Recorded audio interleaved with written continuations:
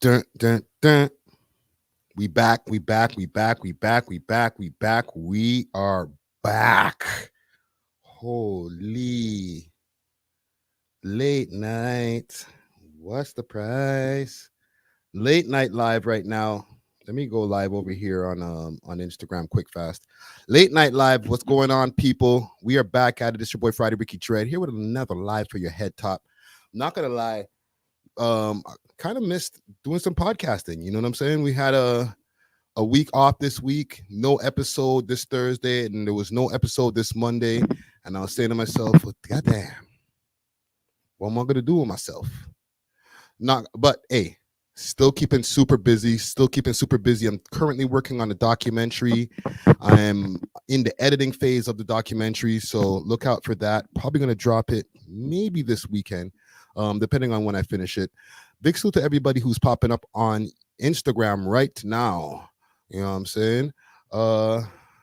Powder Powder Brand says, man, I like Talop interview. Big salute to Talop, man. You know what I'm saying? Yeah, very, very dope interview that we have on the channel. Thank you very much, brother. Thank you. For the people on Instagram, if you see me on the gram, then you know what's up. We are live currently on YouTube, as well as on Twitch, as well as on Facebook. Okay. We multi-live over here today. You know what I mean? Anybody who wants to pop out and get interactive with us, there is a link in the chat that is pinned to the top of the chat for anybody who wants to pop out and talk with us. Okay, so for the people on Instagram, if you want to get really, really, really interactive, pop out, hit the chat, and let's have a good conversation. Okay, there's a lot of topics I want to get to today. Let me get through my list of topics. Drake drops new music. We're gonna get through that and talk about that, and maybe the round 2 fight. All right, we'll see if that's a thing, if that's just maybe talking about something else, or if he's talking about Kendrick. You know what I mean? And he dropped 3 new songs, and there's been a few little slight shots in there that might be alluding to a round 2 fight. Also, Mo G pops out, and he wants something with Drake. So we're going to go over that. We'll react to that. I have a couple of other things here. I don't know if I'm going to cover everything tonight since it is kind of late. That Philly rapper, YBC Dul, who got killed over there. Joe Budden versus Young Miami, might cover that. Premier Ford gets the ride safe injection sites. Or he gets rid of some the injection sites. You know what I'm saying? Let me correct that. Yeah, he's getting rid of the injection sites. No more free places for people to go do heroin and meth and all types of ish. Okay, we're going to get into some city shit tonight. Also, Dr. Umar in Toronto, we're going to react to that. Salute to 24 Hustle. Had a really dope interview with them yesterday as well. We'll talk about that as well. Why Tom MacDonald is high-key racist. Maybe we'll talk about that. And the tow truck wars. I want to do a deep dive into the tow truck wars. I have a few videos that I want to react to that get a little bit more in depth into what's going on in Toronto with the tow truck wars. Meek Mill and P. Diddy's safe injection site. Oh, what's that all about? But salute to everybody on Instagram right here. Pop out. Let's have a conversation. Let's go. Let's go, man. I'm waiting for my air conditioning to kick in the crib. My bad, gang. It's a little bit hot in here today. Gather round. Let me make sure we have a healthy audience before we really get. My bad. Who's over here? Mr. No Face 74. What up? Old John Crow 416 Track Star Music. What up? Easy Fecta. What up? Dark Side. What up? Yeah, man. Late night things, man. Late night things. Did you all get a chance to see the vlog that I put out earlier? Big salute to Boondog. Big salute to YG. Got to go over there to the ends. Big salute to Benny Black from the Smugglers. And big salute to Dusty Wallace. I was in the hood. I was in Driftwood. Outside. People were actually kind of surprised when they seen in the picture. They're like, Friday, you're outside like that? I'm like, yeah. But I'm not gonna act like, yo, that's all the time, fam. You see me outside everywhere, bro. No. I like my yard. You know. But like I was saying before, I wanted to just do a live because we didn't do an episode this Monday. We have the episode 500 that's getting very, very close. You know what? Let me show y'all that. Let me do that. Let me give some quick presentation. Let's do some housekeeping before we get into our topics here. Let me pull up my Instagram.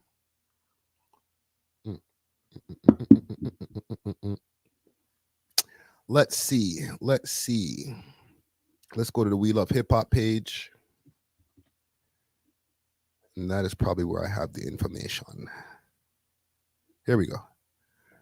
500th episode. We have an event that's going down. It's going to be over downtown, in the downtown area. If y'all want to pop out, there's a link in the bio on this page or on my personal page, Friday Ricky Dread. Okay. Hit the link in the bio. There'll be a link for the link tree, not the link tree, the Eventbrite. Actually, I could pull up the Eventbrite so y'all can see the event through Eventbrite.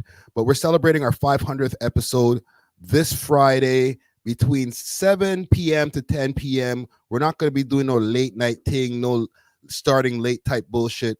Okay, we're trying to start everything on time. We're going to be doing a live event with the people. We'll probably have about 30 to 50 people in attendance who will be able to watch the event. So if y'all want to come through, it's free. There'll be food. There'll be refreshments. All right. You'll be able to get interactive with us. It's going to be a vibe.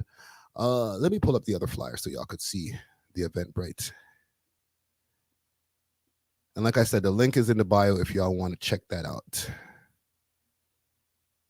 Un momento. I got mad windows open. I'm telling y'all, I'm working on this documentary right now. And from that, I had to open mad windows to do that. So here he is. Here it is. 500th episode, anniversary thing, celebration thing. All right, y'all see the address pop up on the screen right there. Okay, so if y'all want to get interactive for real, and pop out and show, pop out on the 30th, this Friday night.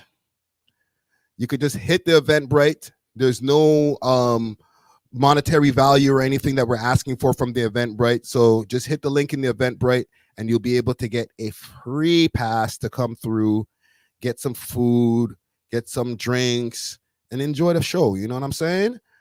Let me show y'all some stuff before I get into my shit. I'm gonna take my time. I got time today. Let me go into this Driftwood block. Yo. Welcome to the hood, nigga. Welcome to the churches, baby. Let me turn on my light on the camera. We love hip hop, nigga. Eddie Bronco in the building. We home now. We home. We're up top right now, baby. Bomb. I'm Dusty Wallace. You already know. Trapper John, Scary Potter from the We Love Hip Hop Network. I'm out here with Friday. We outside for real with Benny Black and the rest of the man. Them toasted Toronto in the building. Chill. You already know. We're about to just let them know that, you know, we're here with some goodies for the man. Them some hats, some giveaways, some backpacks. Back to school. Yeah. Young Grove, chill. Mammoth Grove in the building. Holy Good? shit. My life is You not already know. We love hip hop. We out here. Outside. Shout out Friday.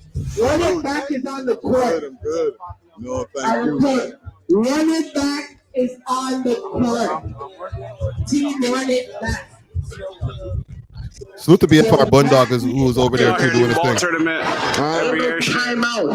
Pull up, no, we got kids over here. Policy houses, got food, got the store for right there. If you want drinks, you know, whatever you want. We out here. It's like a fucking resort.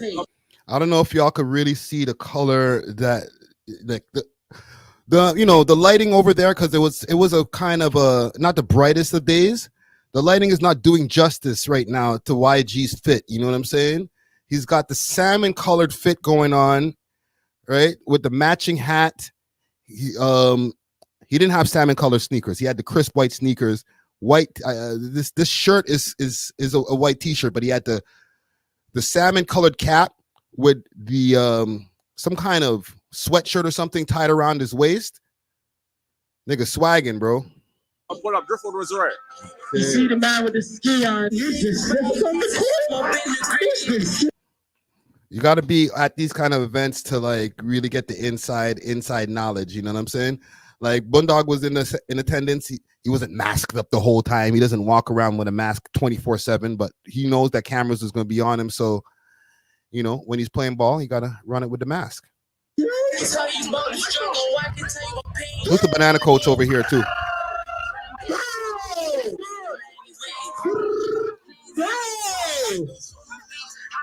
That's how we started it. Running backs not losing no games. Running backs not losing no games. Running backs not losing no games. Okay. I'm gonna do some sharing in the background while I run this.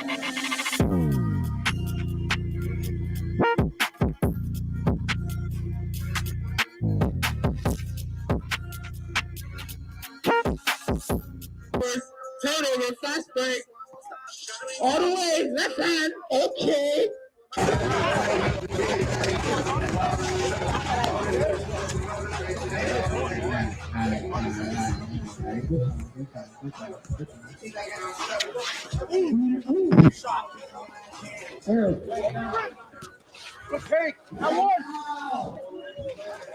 This is a lot of basketball footage more than anything.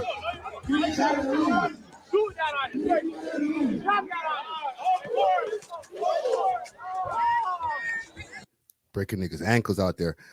But yeah, man, salute to Bundog, like I said, salute to YG, salute to everybody who was over there. Young Grove was out there. It was a nice vibe, you know what I'm saying? I didn't feel in any type of danger or any of those types of stereotypes that you might get about Driftwood. Don't get me wrong, you know, there was the danger factors were out there. There was enough of the man them out there, but it wasn't like, yo, Friday, you better watch out. Yo, it's smoke out here. Like, nah. Everybody was super welcoming. It was definitely a dope vibe. One thing else I want to show y'all before we get to our sponsors and news and stuff like that. I've been busy. Behind the scenes. All been busy. Actually, let's do this first. Big salute to the man, Marlon Palmer, aka the Oxtail God. That's my brother in pod right there. Went over to 24 Hustle or Hustle Over Everything. Okay, let me show y'all their page. These are the guys who, I should be following them. I'm a jerk. You a jerk. These are the guys who interviewed Dr. Umar. For the people who don't know. That whole Dr. Umar, all those new Dr. Umar content pieces that are going viral, it's all Toronto based. As my family, I'm only going to go to 4 or 5 people who I know I can trust. Mm-hmm. And we're going to get organized first, come up with the blueprint, and then the relatives that they're most closest with, they're going to pull in one by one. The worst thing you can do with your family, the worst thing we can do with Black people is invite everybody to the table at the same time. What I liked about these guys, and you know, they gave us some behind the scenes knowledge as well.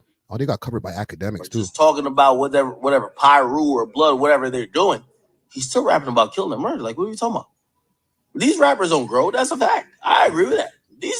They dropped this piece that went viral. What is it? Is it here? It's probably here. We have the legend himself, Dr. Umar. What's up, man? No, it's this piece here.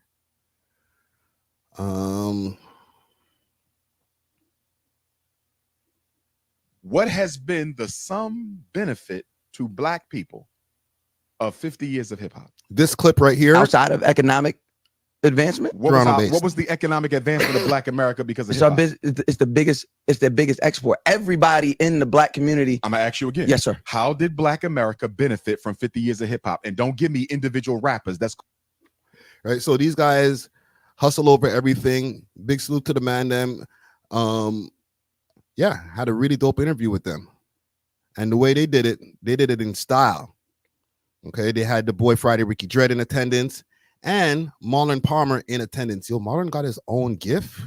Jeez, sick when you do that. Okay, we were out there, and their studio is great. I didn't even know they was filming that. That's dope. Okay, looking clean. So look out for that interview real soon. That's going to be on their YouTube channel. Got to chop it up about podcasting. Got to chop it up about a lot of different things, right?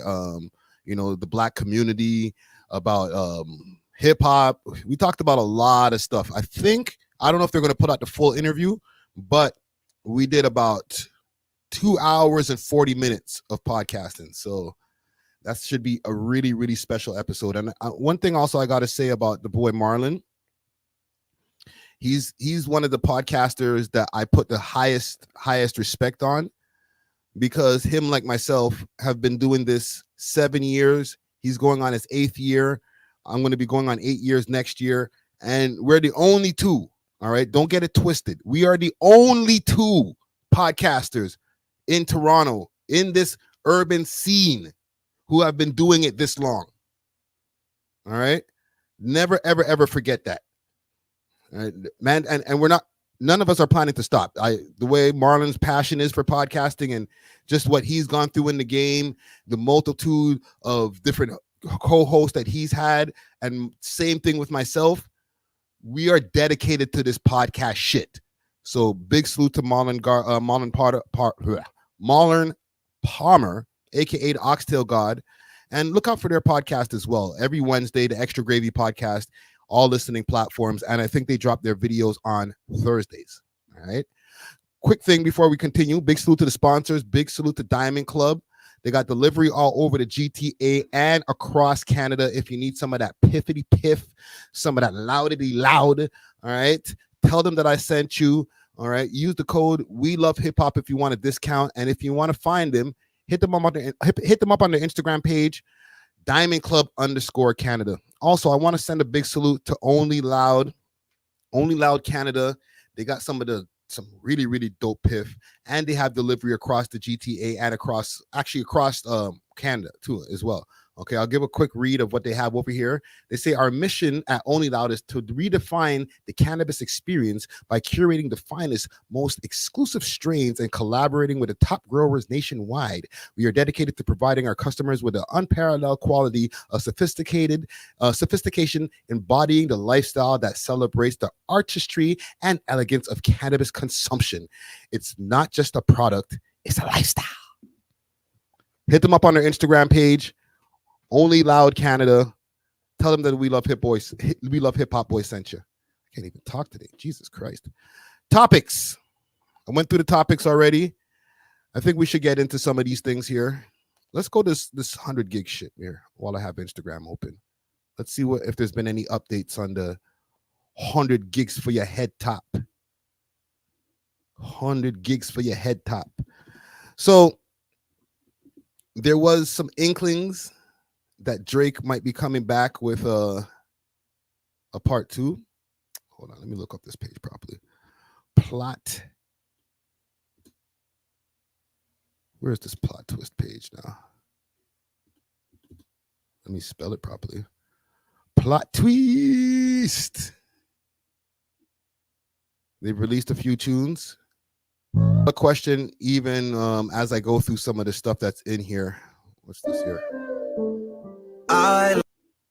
That's some from the old stuff. Let's go through some of the stories here. What's happening here? Is that a shot at Kendrick? That's low key like looks like some Jesus waking up in bed shit, no? 100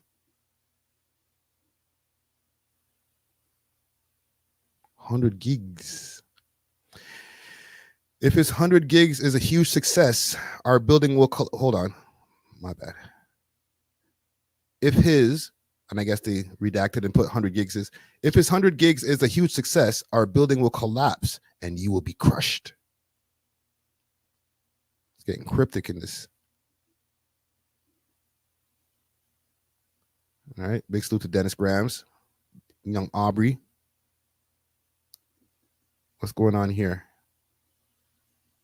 What does it mean? So let me ask y'all a question, because there's been inklings of a round 2. How should I ask this? Let's do this. Should Drake do round 2 fight? I already see Road to Success in the comments. Can't wait. I hear you. I hear you. Do you think if a round 2 goes down, that Kendrick is prepared for it? Do you think Drake is prepared for it? Because let's be real. Like that last round 1 was kind of nasty. It didn't end as the way we thought it would. I don't want to hear this song. Hey, what? This is the shit that my daddy had raised me on. Niggas got lit off the features I skated on. I gotta know how you get lit off the nigga you hating on. Numbers untouchable, they got the data wrong. This is the moment I know they been praying on. What? Hey, try not to boy out, but fuck it, I'm staying on. Oh, keep on sending me slaps to go crazy on 40. Keep saying it's time to be patient. There's so many people, we turning the tables on. Capo got plans, but we'll say that for later on. Ooh. Jeez. The worst part about it, I know I'm gonna have to cut all this out the stream later, but my God. Usher keep saying they know that they played it wrong. Katie just text what the fuck are we waiting on? Damn. Me, I'm expressionless. Niggas be talking about don't shoot the messenger. 555 get shot for way less than here. None of you pussies is blocking my blessings here. What? All these just throwing success in your face. All of these baddies obsessed with my face. All the shit they don't address in my face. I can't be showing no stress in my face. What? Yeah, no face. Now, there's been inklings also that Kendrick's coming. There's academics has been saying it. It's not a whole bunch of people saying it. Everybody's been reposting what academics says. All right, like if I go to Elliot Wilson, I'm sure he has that post where Big Axe said, Kendrick coming. Let me find the shit.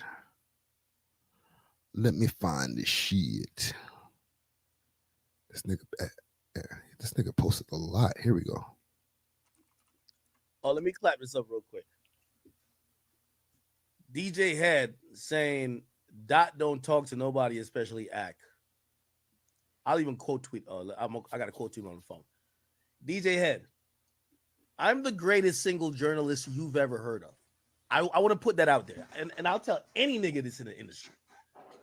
I am, nigga, I built a 20+ million industry by doing this shit.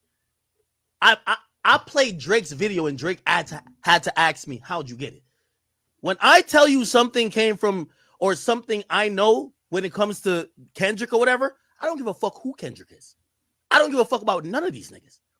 Academics is the greatest single journalist you've ever heard of. You could be fucking Kendrick. If I said it, that's what it is.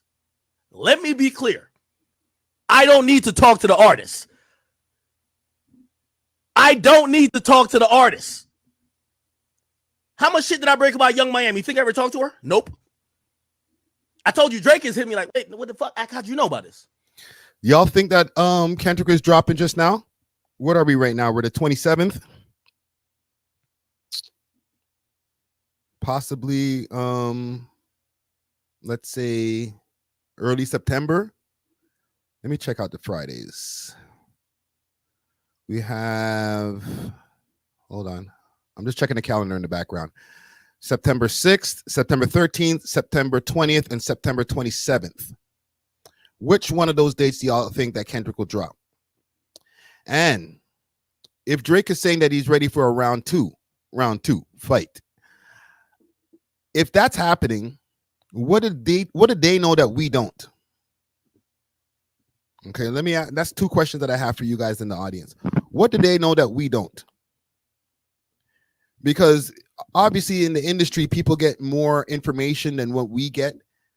And I'm saying we because I'm part of the audience as well. I definitely get behind the scenes information when I get it, but I'm not working with a bunch of behind the scenes information from my theories today.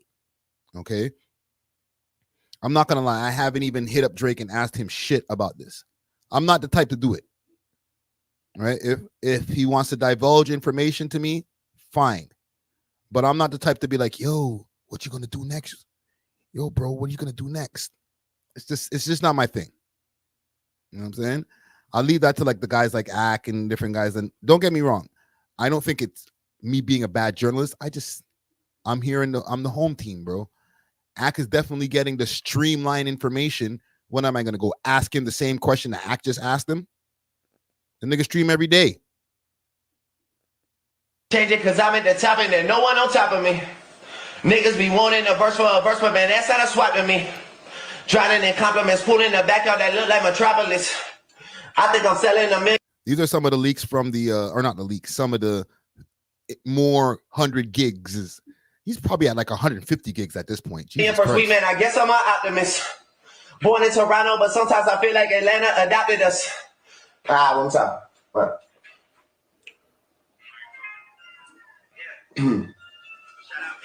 Lynn, you said October 24th? Jeez. Hold on. Let me go back to my calendar here again. Let's go back to the calendar. October 24th. That's a Thursday. You got to remember, albums be dropping on Friday unless he drops early. October 24th. That's 2 months from now, fam. That's you're gone too far, Bridget. You're gone too far, Biggs. I would estimate, and this is just an estimate. I don't, like I said, no behind the scenes info. I think he's dropping. Let's go back to the calendar again. I think he's dropping. I'm going to go with September 13th. Wait, when's Drizzy's birthday? Let's do some Googles. I forgot when the boy's birthday is. Or when the man's birthday is. Let's find my Google page. 1 second, gang. Let's pull up some Googles. There we go. There we go. Let's find out Drizzy's birthday. I listen, I don't have Easy Factor says October 24th. And does that coincide with that's the Thursday. We already established that. All right. I'll put it up on the stream. I believe you, but I'm gonna put it up on the screen. All right. So okay, let's go back to the calendar again. Bada boom, bada bing. Let's go back to October 24th is a Thursday. Yeah, I guess we could say Thursday, maybe the Friday, the 25th. That would be cool. That would be a nice little plan. A little gotcha. Mash up the man's birthday. That's some obsessive shit if he does something like that. Like, come on, bro. Are you still on Drizzy like that, fam? Pause. Like, pause, Kendrick. Enough, bro. Pause, bro. All right. Actually, the same thing could be said for Drizzy. Let's not be not objective when it comes to this. Right. Let me see what y'all saying. Should he engage? Do we need a round 2? Oh, I didn't even ask. Sorry, gang. I'm on a late night vibe right now. Should Drake do round 2? That's what I want to know.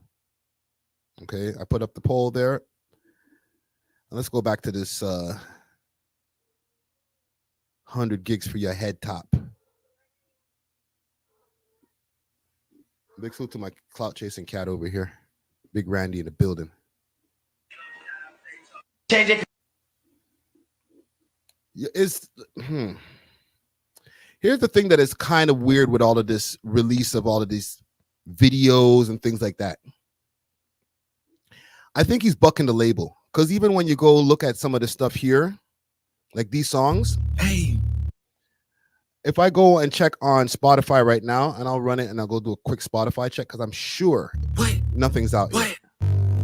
This is the shit that my daddy had raised me on. Niggas got lit off the features I skated on. I gotta know how you get lit off the nigga you hating on. Numbers untouchable, they got the data wrong. This is the moment I know they've been praying on. Try not to boy out, but fuck it, I'm staying on. Oh, keep on sending me slaps to go crazy on 40. Keep saying it's time to be patient. There's so many people, we turning the tables on. Right, I'm playing this now. Like it might get cut out later, but not because it's out there and it's been already copywritten. We can play it now, but later on when the label decides, hey bro, what are you doing? What's all of this Instagram thing? Then it's gonna go on the streaming platform. It's gonna be on Spotify, everywhere where it's supposed to be. So, right, I'm gonna pull up the Spotify right here. Bang. I go look for the song No Face, not available. If you go to Drake's profile, the last drop, 100 gigs. These three songs right here. Nothing else. Hold on a second. You, what's going on? What are you saying, brother? Yo, I'm good. How you stay? I'm good, man. I'm good. Where you say? You over there in Jamaica right now? Yo. Your Wi-Fi is wonky right now, brother. All right, hold on. You can. How about now? Can you hear me? Yeah, I can hear you. Say something again. What up? Wi-Fi is moving on cam. Yeah.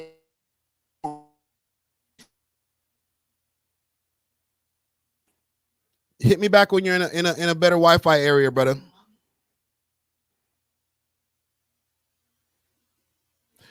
Yeah. So once again, I'm gonna ask, and I'm gonna look over here at the poll that we started. Should Drake do a round 2? 53% of y'all are saying no right now. Jesus Christ. Tough crowd. Yolanda Richardson says Drake's next album is going to be crazy. Possibly. The way that mans are talking about, I heard a lot of people saying that this shit is mid. All right. I don't believe that. I think the shit is pretty hot. But a lot of people are saying that this shit is mid. Let me ask y'all in the chat, which out of the 3 songs that just got released, the SOD, big salute to the boy DJ Czar in the chat over here. SOD, the song that I was just playing, No Face, and the other song, Circadian Rhythms. Which is your favorite song out of the 3? Comment gang strong. Let me know. Let me get this off the screen here. Let me get this off the screen. My cat is going crazy right now. Let me play this Circadian Rhythm. Going in for a whole album. Okay, you're going to be getting probably another 18-song album that's going to be dropping probably less than a month from now. The way this nigga's dropping songs, I think he's about to go crazy in about a month from now. Less than that. All right. Yo, Czar, if you ain't busy, pop out, man. I want to get your opinion on these new songs that are out here. What else? Actually, we saw this one already. It would have worked if it weren't for this infernal beer.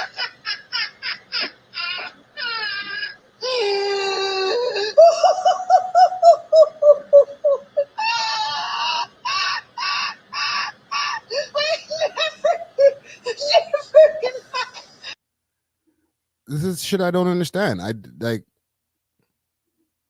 To me, all these are subs. In my opinion, all of these are subs. All right. Now, if he drops a whole bunch of new songs, are we getting like really direct shots like we got last time with push-ups and everything like that? Or are we getting a bunch of subs like post Pusha T battle? That's what I want to know. Because if it's direct shots again, then obviously Kendrick gonna load up the cannon and then he's gonna go at it again. I'm cool with us having a round 2. Don't get me wrong. I'm super cool with it because as a content creator, it's up.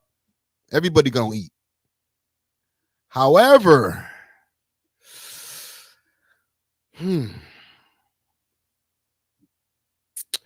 I think if this is gonna happen, and if Drake is ready to engage again, I'm gonna give him the benefit of the doubt and the confidence in his pen that if he's ready to do a round two, listen, he's ready to do a round two. If he wasn't, he wouldn't even be saying it because man knows how the internet works.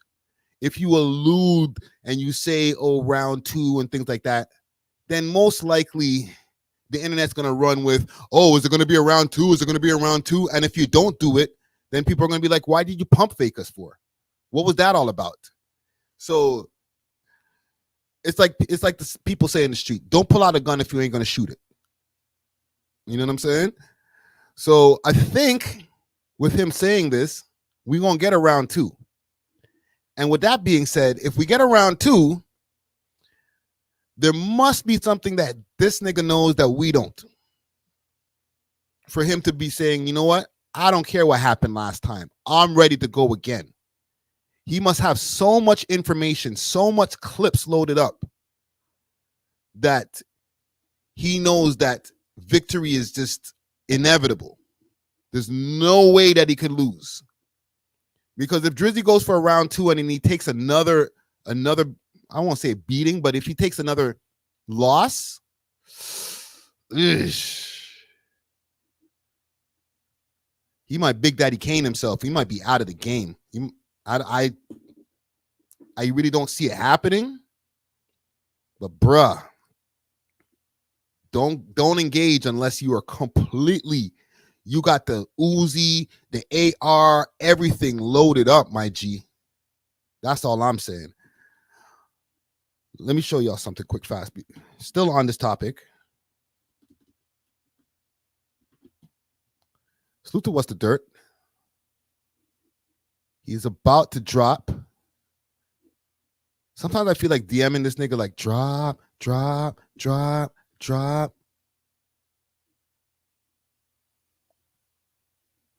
I think he might have put it in his community section 2 days ago. Okay, here we go. The video is nearly 3 hours long, which is 3 times larger than any project that I've ever done. It's in the work. In the meantime, I just dropped my merch line, dropped a comic book style depiction of the battle, blah, blah, blah. Okay, so here's this t-shirt line that he dropped. He's saying that this shit is 3 hours long. I spoke to him actually on the phone about it as well. And I'm like, yo, bro, what's going on, man? When are you going to drop this shit, man? And this is Family Matters. This is not any of the new songs, 100 gigs, Not Like Us, none of that stuff yet. Just Family Matters. 3 hours long. Okay? I'm here for it. And I can see even in the comments in his comment section, there, you know, his audience is ready, they're waiting for it. But 3 hours long. What are you gonna say in this for 3 hours? Jesus Christ. Y'all remember he already got a lot of backlash for his interview, not for his interview, for his comments that he said about Kendrick, saying that Kendrick is lying about, you know, not beating his girl. And he took the backlash and he didn't double down, but he kind of did double down because he said, you know, wait till the video drops. However, he ain't gonna go out the window and call him a liar. But geez, 3 hours. You know, he might be standing on business when it comes to this one right here. Not gonna lie. So look out for that. All right. And big salute to What's the Dirt. Big salute to Matt. All right. Y'all put some likes on this video and go put some likes on that interview with What's the Dirt. Okay. The comment section came out crazy in a negative way. Like people were shitting on my homie right there, bro. Like, damn, bro. It was the wildest thing I've ever seen as far as like people turning on a content creator. I'm gonna show y'all just if I can. No, I won't be able to. Hold on, let me do this quick. Cause it's crazy, B. Let's do show all. 1 second. I want to show y'all something quick fast. What's the dirt?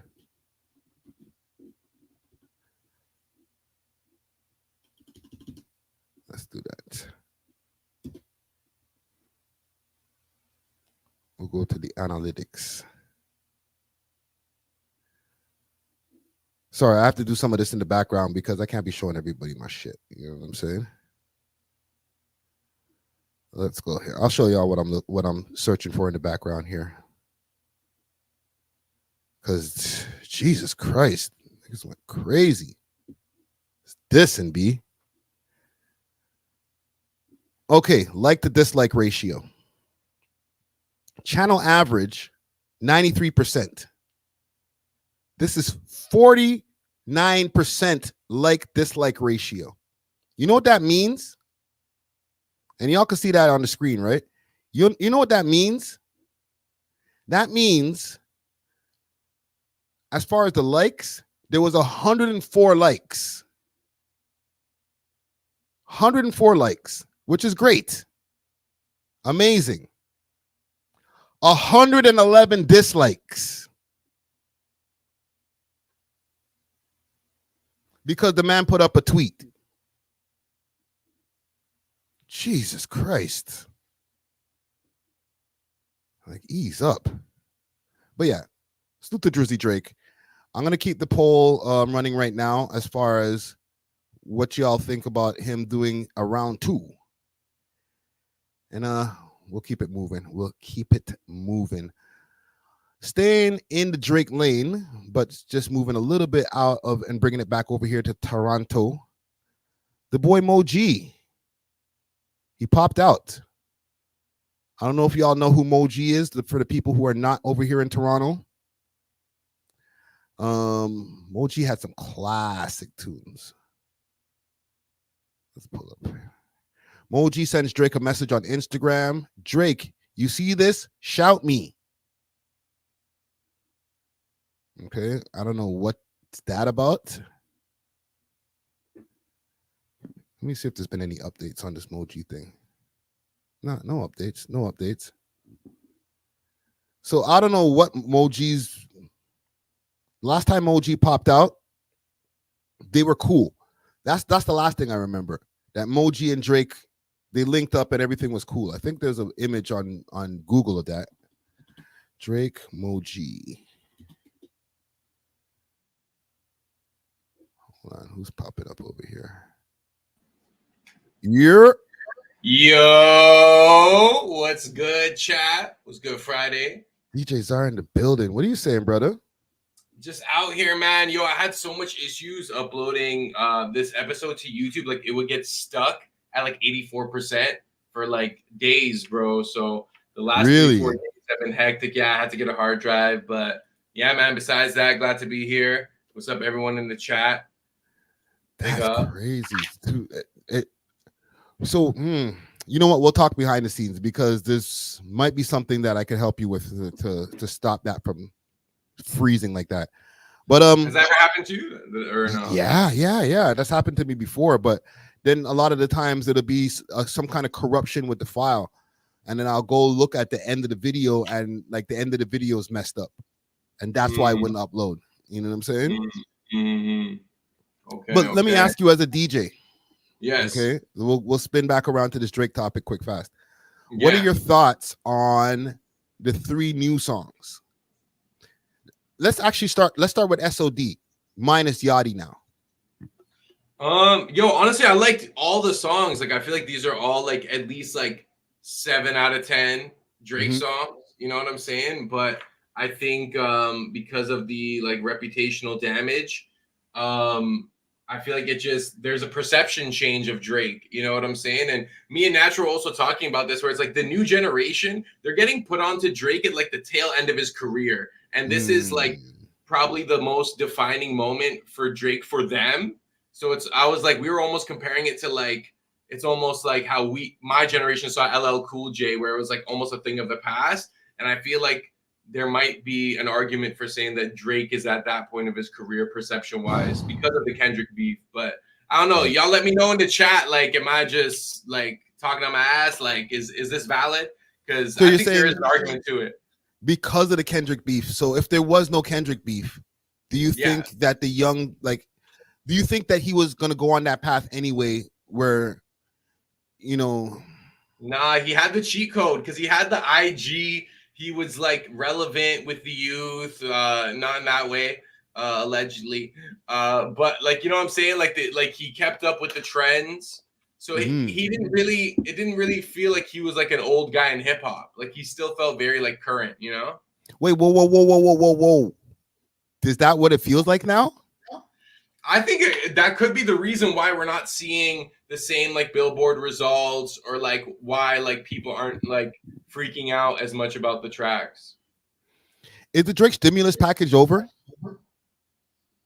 No, I wouldn't say that because like he's still super powerful as an individual, but I do think it just happens with age. Like we always say, like hip hop is kind of unforgiving when it comes to aging, and obviously like he's not a legacy act yet. He's still like the biggest rapper in the world, but I just feel like if he had, when he was at his peak and he would drop tracks like these, like they'd be everywhere. You know what I'm saying? You go to every shisha lounge, they'd be playing it. You know, but now it's kind of like, you know, you could play it. It's not bad. Like it's not trash. So you can't really diss it in that aspect. But is it hot in terms of like what's hot right now? You know, that's another question. Well, remember with the stimulus package, that's him doing a feature for someone and they're out of here now. Is that still a thing? Like Camila Cabello, she was already a thing. She was already popping. So him, and listen, I'm playing OVO lawyer here. You are, bro. Giving her those songs and them not charting in the top 10 of Billboard. It's not an indictment on Drake's stimulus package. It's just people ain't feeling her. She already had her Gracist moment and everything like that. And they're not feeling her like that. Yeah, but I don't think it was a stimulus package for Camila Cabello because, she's super established. Like, she has a certain portion of the youth on lock. Like, I'm talking like 10-year-olds, you know what I'm saying? Like, that type. So, like, it wasn't a stimulus package in the same way his track with, like, let's say, like, Smiley or something. You're like, you know, like, it wasn't that impactful relative to each artist. But I still think, like, a Drake feature is going to solidify you as an artist. It's a great thing to put on your resume or in your portfolio. Solidify is one thing. Can it give you a top 10 hit? That's the thing. That's the Billboard aspect. And right now, he's not charting like he is expected to chart, because I feel like that was his thing, was like, not only did he have the streets, but like he had the charts. But now it's like he doesn't really have the streets and he doesn't really have the charts, you know? So the answer is no. If he was to get on if there was a new Block Boy JB that popped out of the woodwork, and he jumped on the tune with him, we're not getting another Look Alive, basically. Because remember when he jumped on the track with, like, the year that happened, I think the stimulus package was in full effect. Yeah, but what happened to Block Boy JB after? Like, super. Who cares? He got a top 10 hit. He fell off. He can eat off it. He can eat off it for the rest of his life, for sure. You know what I'm saying? But I feel like it's only a stimulus package if it like upstarts your career. You know what I'm saying? I feel like with a lot of these stimulus packages, like sometimes they're career enders, bro. Well, it all depends on the artist, right? I think most of these artists, and I love McConan, right? Pause. Him, he had his song blowing up on a Tuesday, but he fell off too. Yeah, but I heard that was like some contract, delete all your songs, and then I heard he had his own like personal stuff. I don't know. It's always unusual stuff, but nonetheless, like a Drake stimulus package is still valuable to this day. Like, let's not act like any of us would say no to a Drake feature. Like, No, of course not. Like if Drake came to you Friday and was like, "Yo, I want you on the hook of this track," you're not gonna be like, "The stimulus package is debatable." I'm retired. This guy, you come out of retirement for that. I would definitely come out of retirement. Retail phones in the yard blowing up. I would definitely do that. You know what I'm saying? Yo, I would take a ghostwritten verse. Who got a verse for me in the studio? Yo, Hush, you got a verse for me? Send on, bro. Let's go, man. You know what I'm saying? I'm trying to hear Friday Ricky Dread on a track before 2025. You just might, bro. I got a little bit of the itch, bro. You know what I'm saying? Yeah, I see you talking that talk. You're like, yo, I'm better than 99% of these rappers. Listen, man, that's a whole other story. So, stimulus package, and then we'll move on. Mm-hmm. Okay, there's a song that's in the works right now with YG and Pressa, or I don't know if it's YG on his own. Remember when YG said, "Oh, that's mine," or "My song's on that list." Oh, is our track on that? Is that? Yeah, when they first put up the 100 gigs and all the songs, right? Yeah, I did see that. Yeah. So YG is relatively unknown to the rest of the world, right? He's super known in Toronto. Now, a YG Pressa and Drake song drops. Does YG now become is he on now? Now everybody knows who he is. Yes, I think so. I already think he has that buzz, but he just needs like that big track. You know what I'm saying? He already had like Auntie and like all these other tracks and stuff, but like he needs that next level one to take him to the point where he's like Pressa Smiley level, I guess, which is like Breakfast Club interviews, everything. Yeah, like okay, like A tier Toronto artists, we know it's like Tory Lanez, Drake, The Weeknd. Then B tier, it's like the Pressas, the Smileys. Mm-hmm. Who else would you put up there? I guess YG. You know what I'm saying? Yeah. Well, it's kind of hard to say because top 5 is probably a B level too. Yeah, definitely. Yeah. Anybody who does over 1 million views or has at least one song or music video that has over 1 million views or a few million views, you're up there. You know what I'm saying? So would that be like Casper and K Money? Like, are they B tier Toronto? Yes, definitely. Right. So you're saying the A tier is like the Drakes and Tory Lanez and of the world and stuff, right? Maybe even like Nav, obviously. Mm-hmm. And then everybody else is like B tier, or not everybody else, but B tier is like that underground thing, that underground level. Big salute to What's the Dirt. Big thanks for the donation right here. Big up. Yo, Friday, swing me half of that, bro. Respect What's the Dirt. Yo, big respect. Yo, we were just talking about you earlier, bro. He says part 2 coming with the fire emojis, right? Jeez. Or round 2 coming. So okay, let me ask you about that round 2 before I move on with this emoji topic here. And do you think Drake should engage and do a round 2? At this point, I think you should. I think you seen what happened with round 1. You try to bounce back after the reception wasn't there, so it's like maybe you gotta redeem yourself, and I think that would be a great like underdog story where it's like no one thought Drake would recover from this, and then boom, like you know what I'm saying? From the ashes he rose. And that would solidify him because then it'd be like the way he recovered from the Kendrick beef is admirable. So if he drops a song that's bigger than Not Like Us, which that could be far-fetched, but it's also not outside the realm of possibilities, then we have an argument. You just gave me a chill up my spine. Drake dropping a song bigger than Not Like Us right now, that would be heavy. That's all it takes, man. That's all it takes. Hey, I'm tired of Not Like Us. Hey, people are starting doing wedding introductions, bro. Like, I'm tired. Like, they're doing marching bands to the shit, man. Bro, like, it is intense. Like, I feel like that song is gonna resonate forever. But if he can drop a song that just tops it, which he can, then I don't know. Like, what's Kendrick gonna do? Yeah.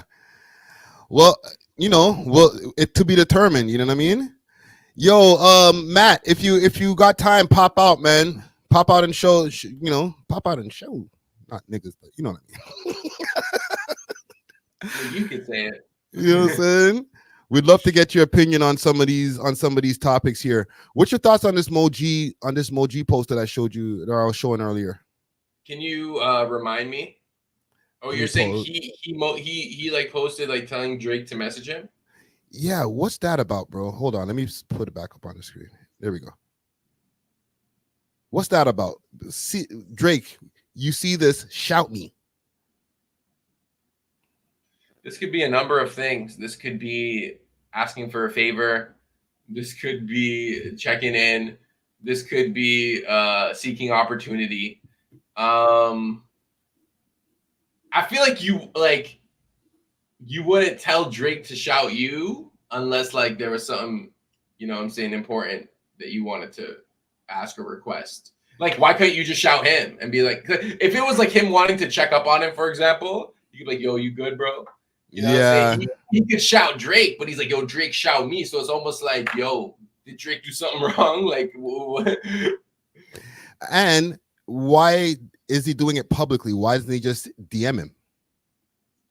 Well, I think Moji is like has kind of mastered the craft of social media from early. Like, he knows how to get people talking. So what if this is just trying to generate some type of, you know, traction for his upcoming project or whatever he has in the works? You know what I'm saying? We're talking about it right now. Yeah. Look at this stuff, man. Like, this is all academic stuff on Moji from 8 years ago. Man, have you ever heard in the history of hip-hop a man that gives away his creativity and helps make Billboard hits but doesn't get paid $1 for it, one credit for it, and he's stuck in the hood? You know what I'm saying? That doesn't make sense, but exposing these niggas will make sense. Fuck you, bitch-ass niggas. Song. Oliver's a fucking snake-ass nigga, double-headed snake-ass nigga, psychotic-looking motherfucker-ass nigga, always stirring the pot, telling me you're on. Bro, I thought you were trying to monetize the stream. I know, right? This guy done messed up the stream. Right? Now, he also calls out the camp, really, to say, yo, I helped with the creative process for certain songs that became hits. I helped with this. I helped with that. And basically, I don't get no credit and I don't get no money. Okay? Now, my thing is this, right? Do you think that Moji would have been up next if he didn't sever his relationship with Drake? I think he was kind of the first Toronto underground artist that Drake was trying to put on, in a sense. You know what I'm saying? So I think he had it in his hands, and I could see both sides. Like, all right, I guess you can pause that. You don't have to unpause. Now you just have to double down on the pause. But as I was saying, I can see both sides because on one side, Moji's like, yo, how come I'm rolling with these guys and I'm doing this stuff and like I'm still in the ends and like, you know what I'm saying? Like I'm not up. But at the same time, if you can have like a delayed gratification where you're like, yo, this alone is crazy marketing, it's crazy networking, just like suffer now and then you'll get paid. Like you might not get paid right away off the rip, but the fact that you get shout out, the fact that you're getting clout, the fact that you're given a platform now, it's like that's on you to take advantage of that. You know what I'm saying? Like, those are opportunities people would kill for. And I understand if it wasn't ideal. Like, it would be cool if like he had the opportunity and he was being financially compensated well. But still, the opportunity alone is like that you should take that. You know, you shouldn't like try to be a victim or like blame other people for your situation. You're in a pretty blessed situation at that point. You know, here's the thing with this guy too, man. What did he give Drizzy? Like this? Yeah, why do you do it? I don't like. How was it? How was it again? Show. I don't know. It's like I don't know. Right? Like, okay, he gave him a move. Did he give him bars? Because the way he's making it sound like he gave him like a bunch of bars and.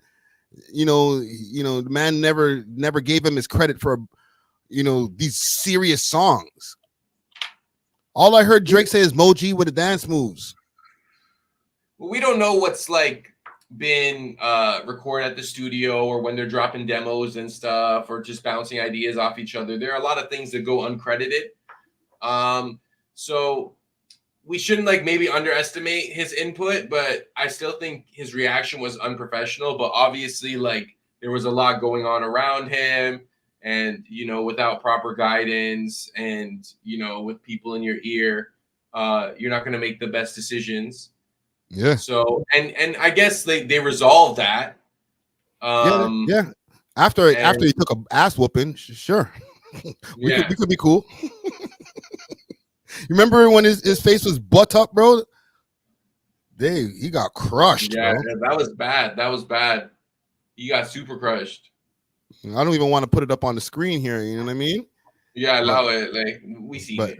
He got crushed. But this picture that I have up here, this is after the beef was like after he had beef with Drizzy, and like they linked up and they made cool. This is after that. You know what I'm saying? What? I think that this picture that I have up on the screen, and then this one too.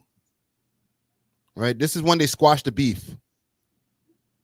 I think it was around the what time was that? The Scorpion times. Yo, Road to Success said Chubb's blunt runner is what Moji could have been.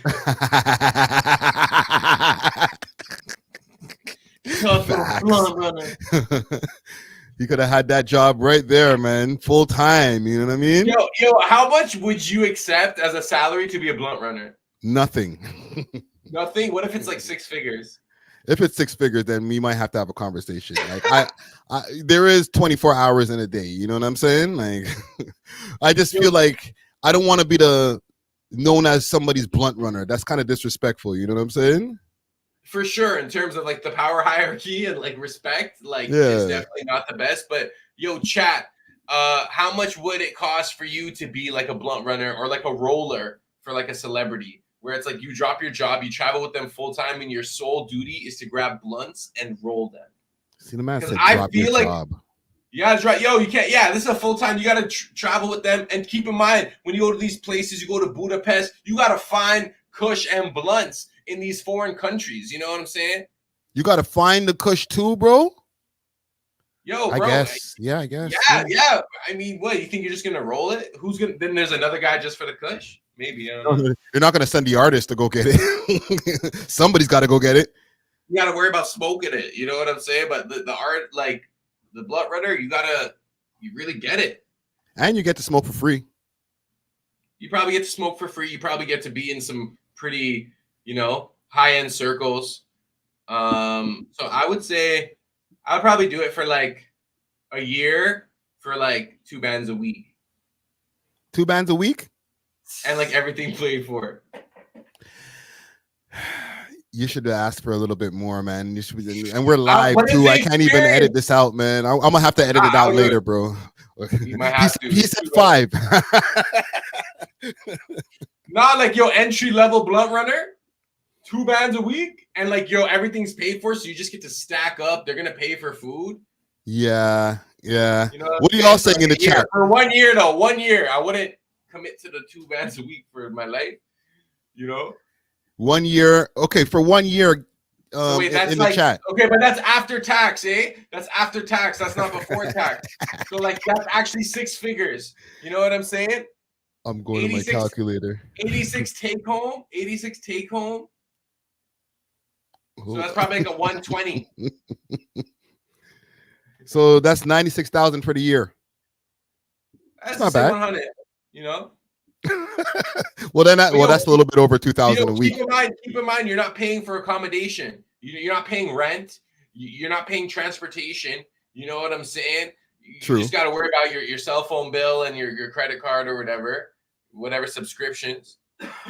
Easy Effective said might need some benefits. You might throw in some dental. Throw in some. Okay, if you're throwing in dental and stuff, and all of those other benefits, you know what I mean? I'm sure you were going to be going to countries where like the healthcare is not free.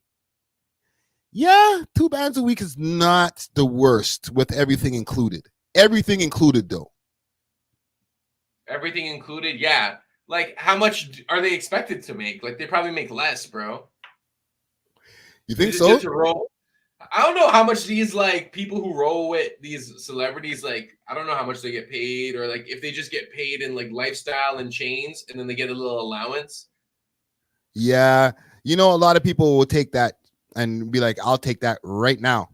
Just I Some don't even people need do a it- check. Yeah, some people just do it just to be around. Yeah. We might be asking for too much. Like, Too bad. That sound crazy. My boy started laughing. they're like, damn, bro. You know we got people around us to do that for free, right? You know what? Okay, I want to ask you about a topic. I'm gonna skip a couple of these topics, gang, because we started a little bit late. There's the safe injection thing that's going on here. Safe Okay. injection. Now you know that Toronto has safe injection sites, right?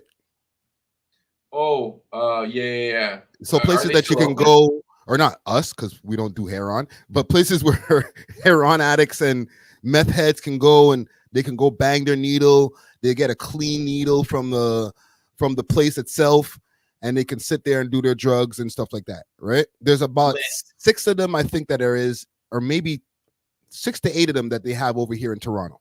Yo, they should have bottle up spots, bro. That used to be a thing, but they Nah, kind of like- killed like- that. Yeah, like I'm surprised that because Kush is legal, we don't have like a bunch of vape lounges that are like bars, but like you just go and ball up and like talk to people and like, you know, eat. We had that, but the pandemic killed it. Remember, I used to do a podcast out of a smoke lounge. But would they have food and stuff? They and salute to the Youngsterdam Lounge. They used to have food in the beginning, and here's how the government's messed up. Okay, and this all coincides with the safe injection sites, because for us as people who smoke, you know, they don't look at us the same. You know, we're not sick. You know, if we don't smoke our spliff, we're gonna get sick and then end up hurling on the road, or we might go end up robbing somebody or something. So please provide us a place so we can go smoke our weed. You know what I mean? And you have to pay. Remember, we had to pay to go to those places, Vapor Lounge or Vapor Central. You have to pay, even if it's like a $5, you had to pay to go in. That's right? lit though. That's light, yeah. But here's what the government did. They made it where if you have a smoke lounge, you can't sell food because of hygiene conditions or whatever. That I guess that makes sense. Like if it's like a hot box and like your kitchen's connected to it, like I'm sure that's not ideal. I guess, but then that You should really be allowed deters. to do it though. You should be Well, allowed to do it. It's just not recommended to you. If you're spending hours there, and they don't even want you to have food in those places. So if you're spending hours in a smoke lounge and now you're getting bare munchies from smoking and you can't eat nothing, why are you hanging in the smoke lounge? They don't got snacks like Doritos. Well, yeah, you can get maybe a snack here and there, but even that's that started getting frowned upon. You know what I'm saying? So it's like they really tried to kill that. And then the pandemic came and that completely, like, nobody could keep the rent open. Like Hotbox Cafe was a spot like that. You know what I mean? So that used to be a thing. Now, with these guys, with these safe injection sites, and I'll show you what I have here on the screen. Doug Ford says he had enough of it, man. He's done with it. No more safe injection sites. It's not doing better. It's doing worse for the city. To St. Catharines now. That is where Ontario's Premier, Doug Ford, is speaking alongside the Labour Minister, David Piccini. Let's listen in. And today, I am pleased to announce an additional $10 million in funding through our government Skills Development Fund for skills training programs here in St. Catharines. And not just here in St. Catharines, in Hamilton and Thunder Bay. This investment will help reskill and upskill existing workers for careers in the Mill of Niagara region. We've expanded Go Train service hubs on both sides of the border. I want to thank you all for joining us today. Hold on, I'm going to go to the part where they're talking about it. Endless phone calls about needles being in the parks. Needles being... Okay, let me rewind a little bit. So this is where they're talking about the safe injection sites, right? And this is something that in Vancouver is a big deal too, right? Like I went to Hastings not too long ago when I was out there, and there's just junkies for miles or for kilometers going down for blocks and blocks, and then a few places where they can go in there and do the same thing, go bang their needles and stuff like that. but it's not making any less junkies on the road. You know what I'm saying? That encourages junkies. I think so, but they're trying to say when you have these, because there's people who are fighting against this. When you have this, it's keeping people safe from catching diseases, and it's keeping the crime rate actually lower, because if they don't have these places, then they're going to be out there trying to take your shit.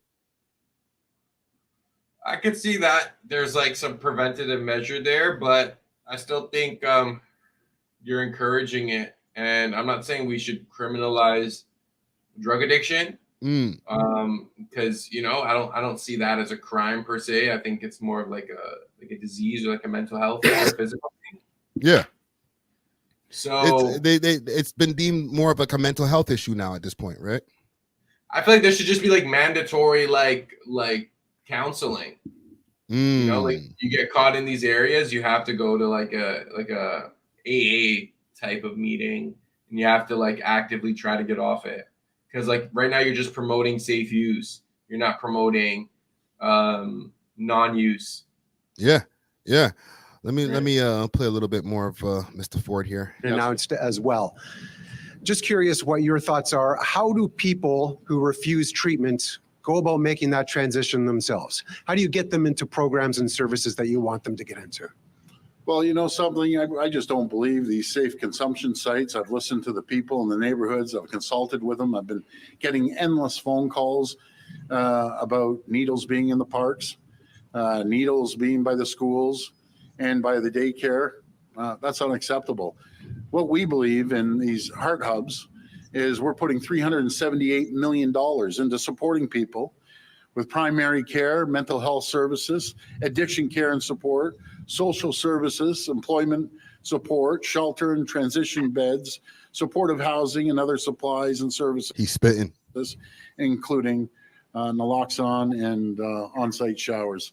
So, giving someone, an addict, a place to do their injections, we haven't seen it get better.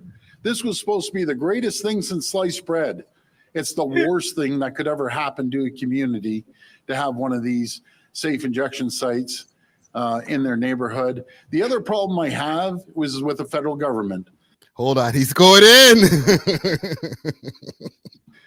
Safe supply. They get to go up there and get endless amounts of drugs. And guess what they do? They go out and they sell it and get other people addicted. And then they go and get even stronger drugs.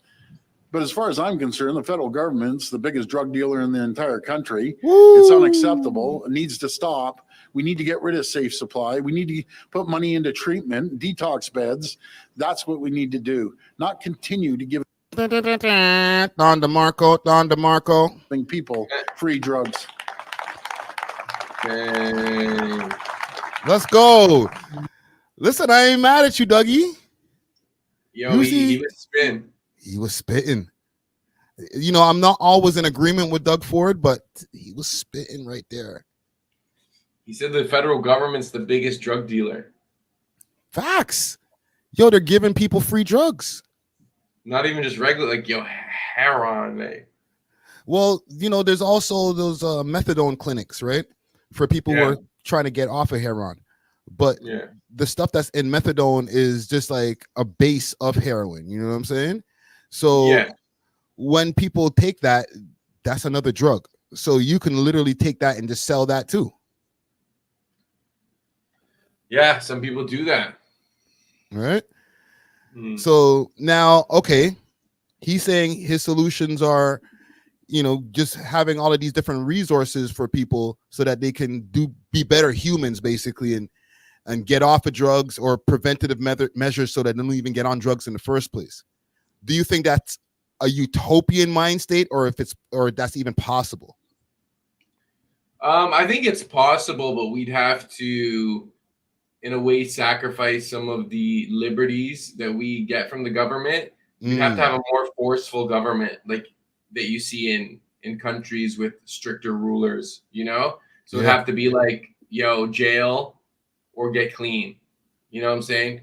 Zero tolerance. And that's how these countries are able to prevent a lot of the things that the West suffers, is because they don't have as much freedom. You know what I'm saying? They don't Yeah. accept that. They're like, nah, like this is degenerate, not in our country. We have serious punishment for it. So it's like you won't even try. But here Yeah. it's like it's accessible. There's resources. It's popular. You know what I'm saying? And so there has to be like a total shift in terms of the way we rule our country.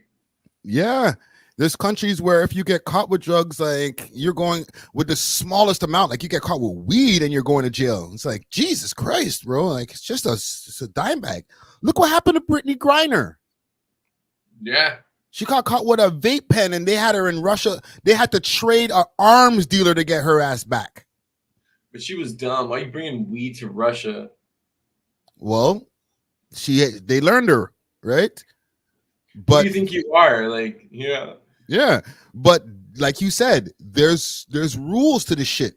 You can't come to Russia with your weed or whatever. You know what I'm saying? So imagine she came with a bag of coke in the car or something, or she got found with, some hair on.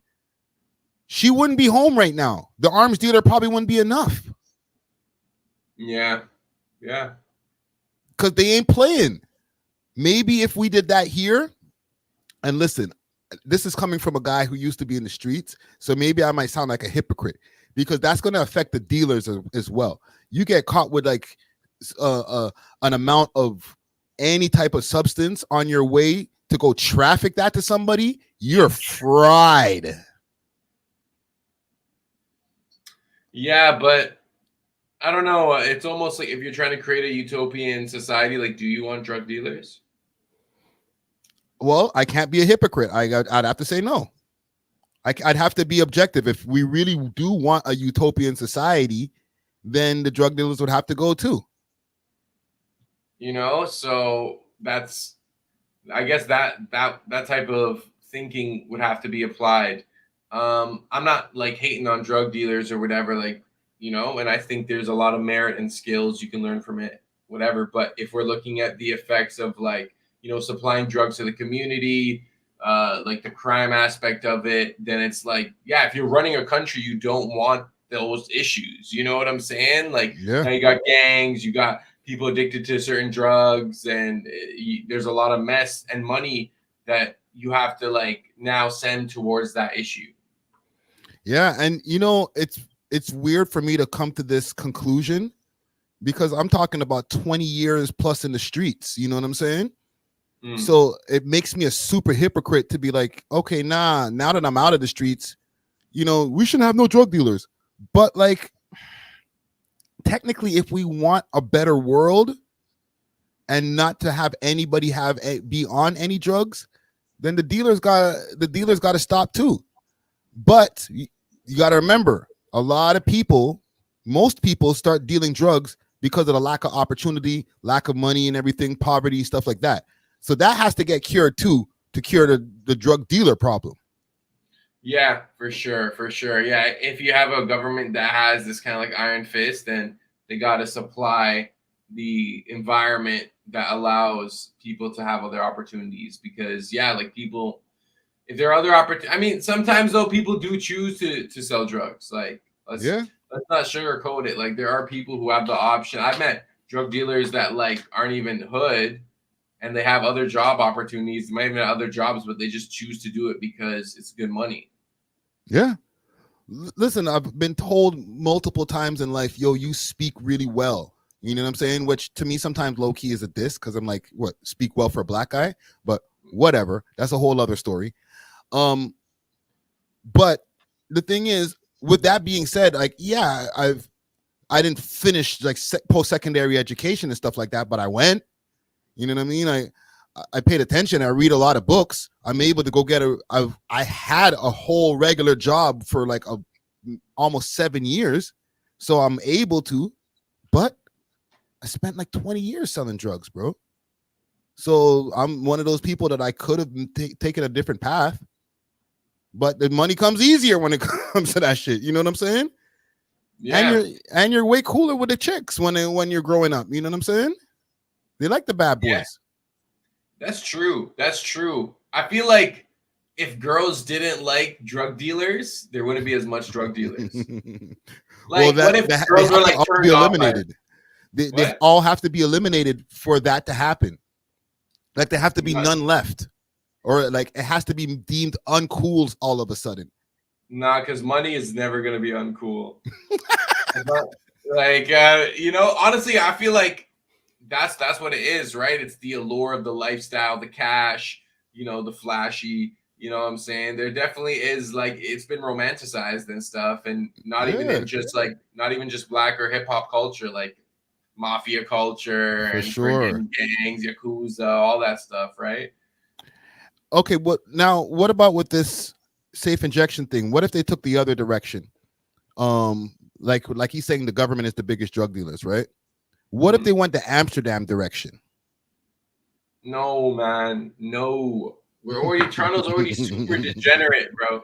We're now, bro, we're already known as like, oh, it's like the weed capital. Oh, it's the gay capital. Oh, it's this. Oh, it's that. Oh, you can also do heroin. Like, you know what I'm saying? Like, bro, like we gotta have some type of like boundaries, bro. Like, Yeah, we need a limit.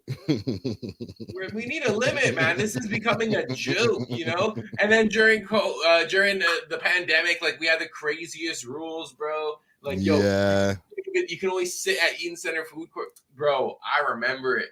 It was wild, bro. Like Toronto is wild. So you're saying that it would completely backfire if they made like meth legal? Like, yeah, I don't support the legalization of those drugs. Now, what about the decriminalization? And then we'll get off of this, right? Because I'm super interested in stuff like this. I love hip hop and everything like that, but like the city and then the crime shit and all that, like that's what I get excited. Pause, right? Yeah. What if they did the decriminalization thing, where if you have under, let's say, 2 grams of any drug, you won't get arrested? They tried this in Vancouver. They stopped doing it, but it was a thing at one point. I'm not against that because I don't think drug addicts should have their entire lives ruined because they have a problem in that regard. So yeah, if you can have like a good threshold of like, this is just a use amount as opposed to something you're trying to distribute. Yeah. Then that I can support. I can get down with, you know?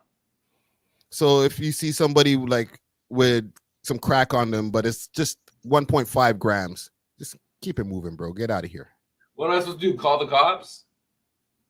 Well, not you, but like if the cop grabs up this crackhead and he only has, let's say, under 2 grams on him, just let him go. Let him keep it moving. Drug clinic, mandatory detox clinic. Or you get arrested. Those are your options. Nice. See, You like we need to get Czar in there, man. Czar for premier, man. Yo, I already got that stash that like world leaders be having, you know? Like I feel like I'm starting to get in that bag. I like that right there. Like, okay, we got you. We're not gonna arrest you for the drugs. However, you need to go get clean today. It's like, yeah, the same way they would forcefully take you to the police station, they will forcefully take you to the detox clinic. So with all of the places that they're closing down, and I'm hoping that Doug Ford has this as a plan, right? We didn't let him completely cook too tough, but he did mention in other things that he knows what he's talking about because he's dealt with this firsthand in his own family, which is facts. Oh yeah. Keep that in mind. Big Rob. Right? But hopefully the money that goes into all of those injection sites, and like I said earlier, I think there's like 6 to 8 of them in our city right now. Take that money and allocate it towards places for people to go get clean. Yeah, no, I agree. I do agree. I also want to shout out Jay Molly for saying I look like Mario Kart's ops. That's crazy. Man said I look like Wario. Oh man. Jay Kinsley says under 2 G's Fenty equals 20 overdose. Come on, Friday. Really? I don't know, man. Like I haven't been in the streets like that. I was pre-fentanyl. I don't know. 2 grams. I feel like that's what they were saying in Vancouver. Under 2 grams. Keep in mind, I'll say again. They squashed that. They don't do that anymore over there. Yeah, and Vancouver is a messed up place too. Yeah, that didn't work out too well. Let me just play a little bit more of this, and then I don't know if you want to stick around because I'm gonna get into this tow truck wars. Okay, I don't know too much about it, so I will let you, do your thing on that. Let's let Doug Ford cook a little bit more, and then I'll let really you go. quickly on another matter. A few weeks ago, City News had a story that including exclusive video of an undercover police officer while a takedown was taking place. Okay, no. Okay, yeah, he was done with that. Salute to Doug Ford. DJ Czar. Yes. Shout out to the chat. Shout out to everyone in the chat. Shout out you, Friday. We love hip hop. Episode 500 coming soon. You know what I'm saying? It's gonna be lit. So I will see you then. You know Yo, what I'm saying? and listen, keep in mind, DJ Czar's out here. He's a host of 2 podcasts, not just one. You know what I'm saying?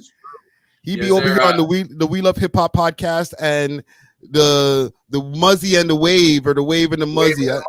As you can see here, this is our thumbnail. The episode's dropping tomorrow. You know what I'm saying? So subscribe to Burrow Sound. Check out Burrow Sound. Make sure you subscribe to We Love Hip Hop. Like, comment, subscribe, all that good stuff. Friday, I'm gonna holler at you. All right, done no, brother. All right, done no. DJ Czar in the mother effing building. Yo, hit that like button for the people out here, man. We on some late night-ish. It's not that late, to be honest. I'm acting like it's super late. It's not even that late. It's 11:30. I want to be doing some editing real soon, though. I want to finish up that piece that I'm working on, that documentary piece. Okay, documentary piece that I'm working on currently is Toronto Rappers on the Run. I ain't gonna lie, it's gonna shake up a lot of shit. All right, there's gonna be some stories that I'm gonna be telling about rappers that were on the run in this city that are gonna rehash some memories. Okay, salute to Randy. He's on some. What do you need, my guy? Let him past you. Go to my youth. But yeah, look out for that documentary real soon. I want to pull up something here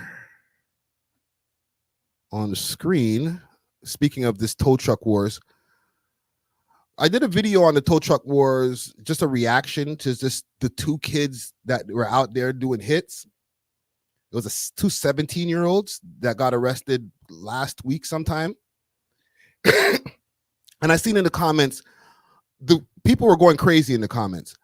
However, there was some people that were like, yo, what does this have to do with hip hop? I will say once again, it has nothing to, it does kind of have something to do with hip hop, because there are artists sometimes that are kind of involved in this. I won't mention who, because we ain't doing that tonight. But there's been a lot going on in the city when it comes to that.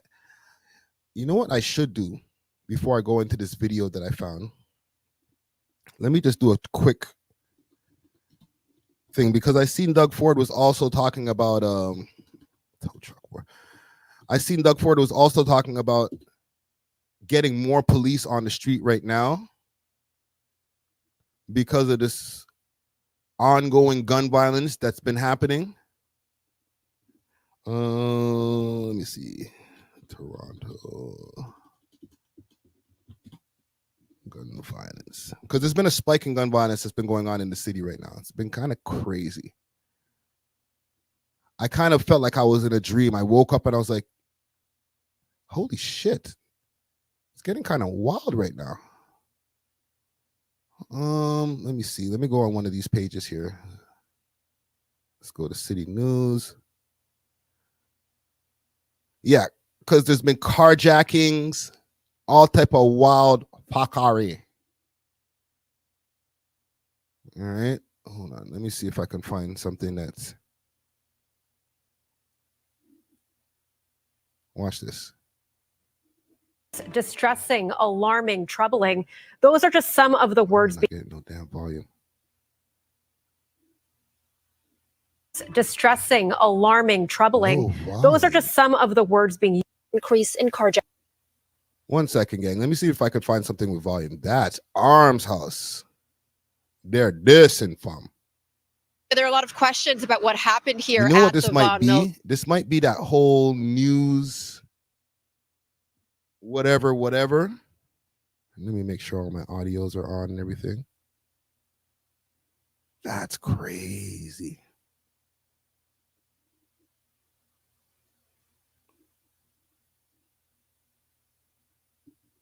Place coming out of nowhere and take. Oh, I see what this is. Premier Mark McAllister from City.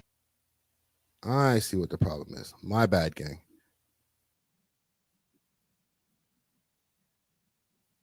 Been an audio issue for some reason.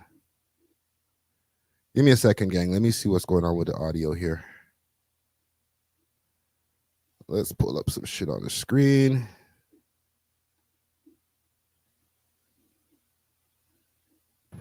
Exactly 1 week later, the intended target was hit.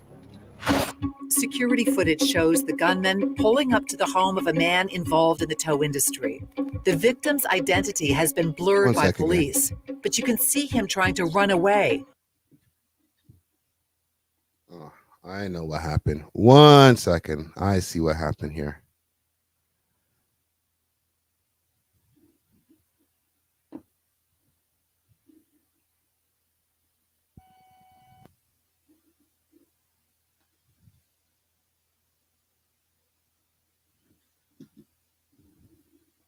And being shot Okay, my bad, gang. Salute to Randy. He pressed the mute. Okay, I'll show y'all this. Carjackings. And equally troubling, since 2009.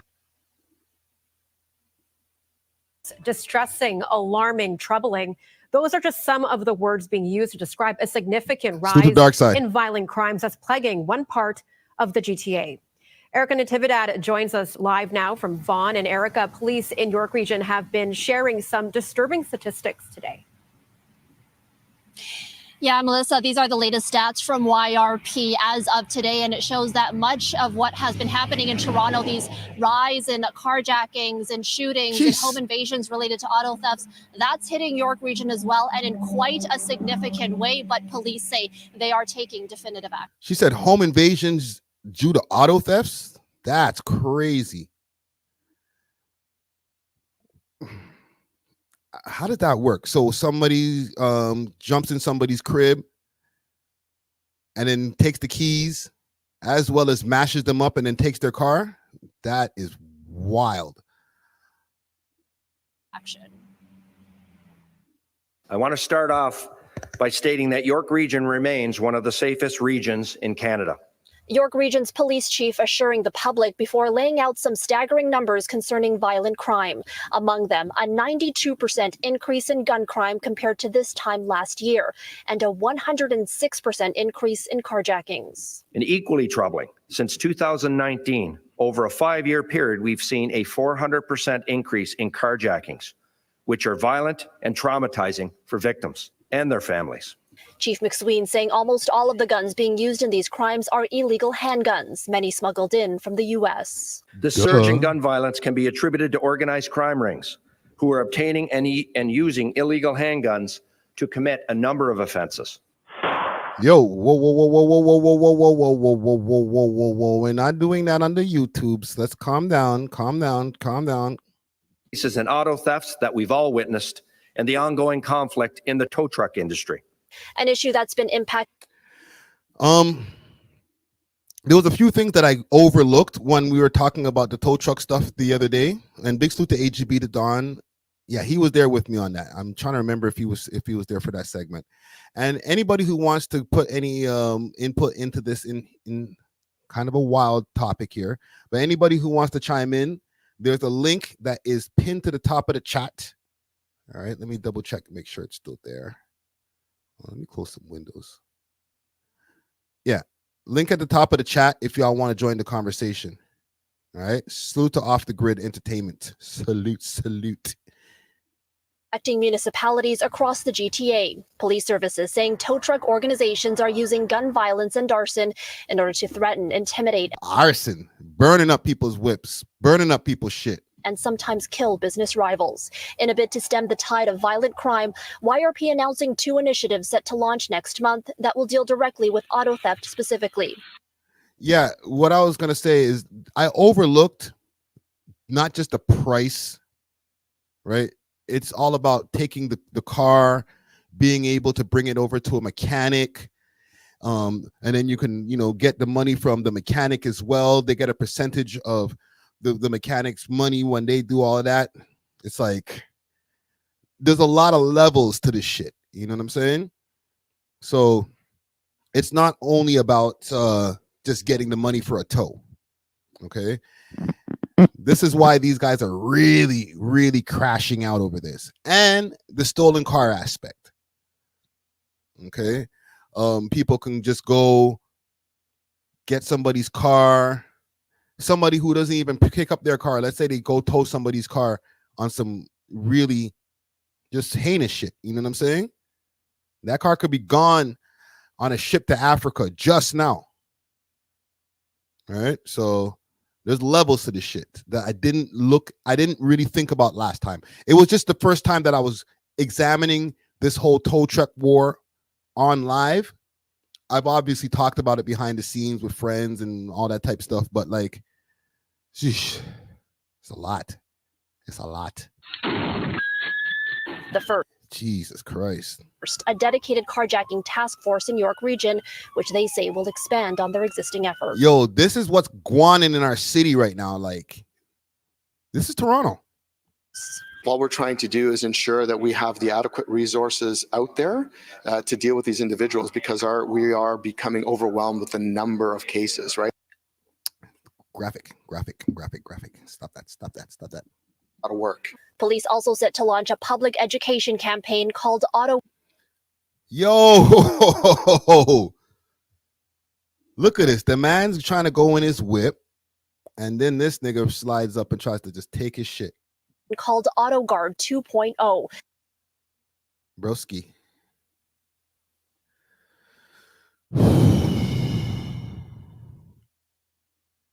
I feel like I woke up in South Central or something. Break yourself. Y'all remember that from Menace to Society? Break yourself, nigga.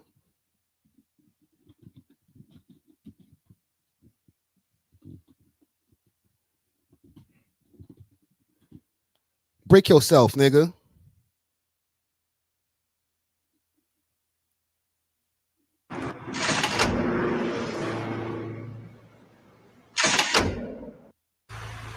Kind of fucked up, huh? Crazy, that was too phony. Oh, what? Two balls, eyes, baby.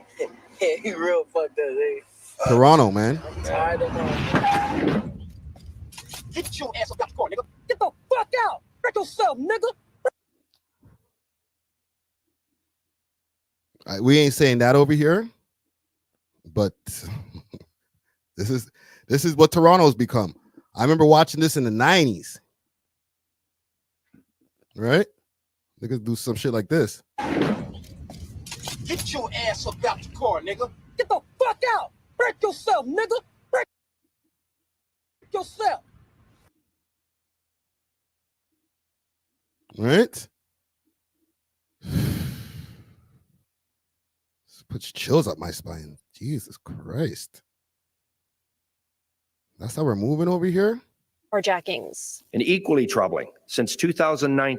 An issue that's been impacting municipalities across. While we're becoming overwhelmed with the number of cases.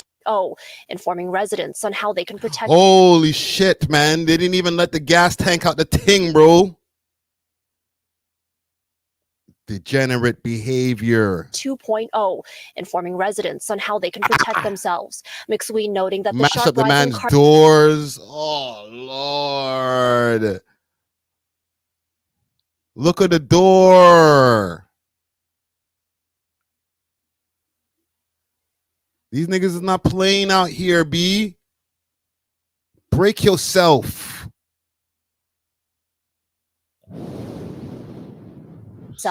McSween noting that the sharp rise in carjacking, specifically in York Region, is partly because of the large number of affluent areas. owning a high-end vehicle that is a targeted vehicle can put you at risk, right, of becoming a victim. And so what we're doing is trying to deal with it from an education standpoint. We know we can't enforce our way out of this problem.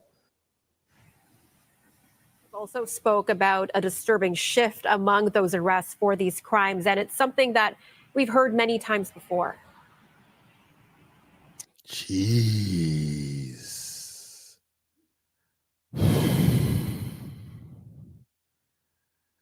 Yeah, we're kind of going through it right now. I'm not gonna lie. We are really, really on some shit. Your ass up out the car, nigga. Get the fuck out. Break yourself, nigga. Break yourself. We're going through it right now, man. Toronto's in its break yourself era right now. I did have not a DVD, a quick story that I wanted to look up here. Let's see. Here it is. Repeatedly. Viewer discretion is advised. The turf war is raging across the Greater Toronto area. A doctor, a lawyer, and even a police officer have been terrorized. And even though the violence is contained to a relatively small part of the country, this war is affecting almost every Canadian through higher insurance premiums.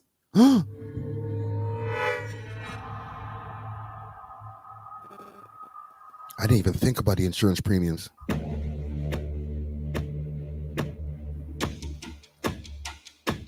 Security video shows a man popping the trunk of a white Mercedes. He calmly pulls out gas canisters, throws a large rock through the window,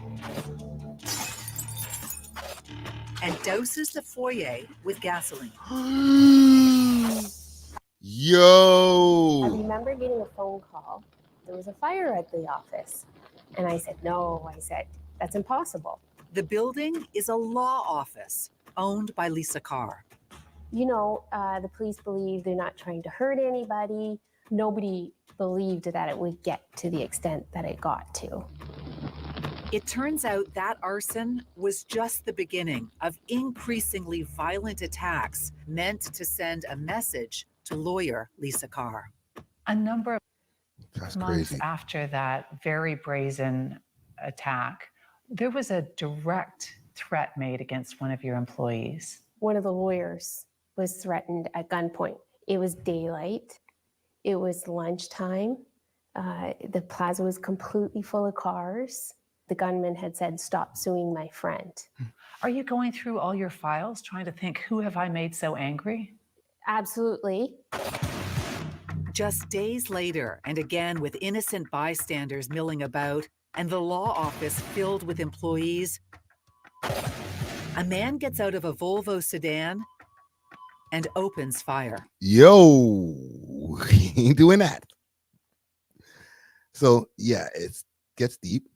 He's fearful to speak publicly after learning of a death threat against him because of his attempts to clean up the industry. Oh, I have a target on my back. Absolutely, I do. When you say you have a target on your back, what does that mean? I've been told to watch myself. Or else? Or else I could be next. That's frightening. I worry about my wife. You think they're that ruthless that they'd go after your wife? Yeah. Yo. This man doesn't even want to have his face shown to talk about these niggas, B. They went after an innocent doctor, didn't they? Mistaken identity. Mistaken identity.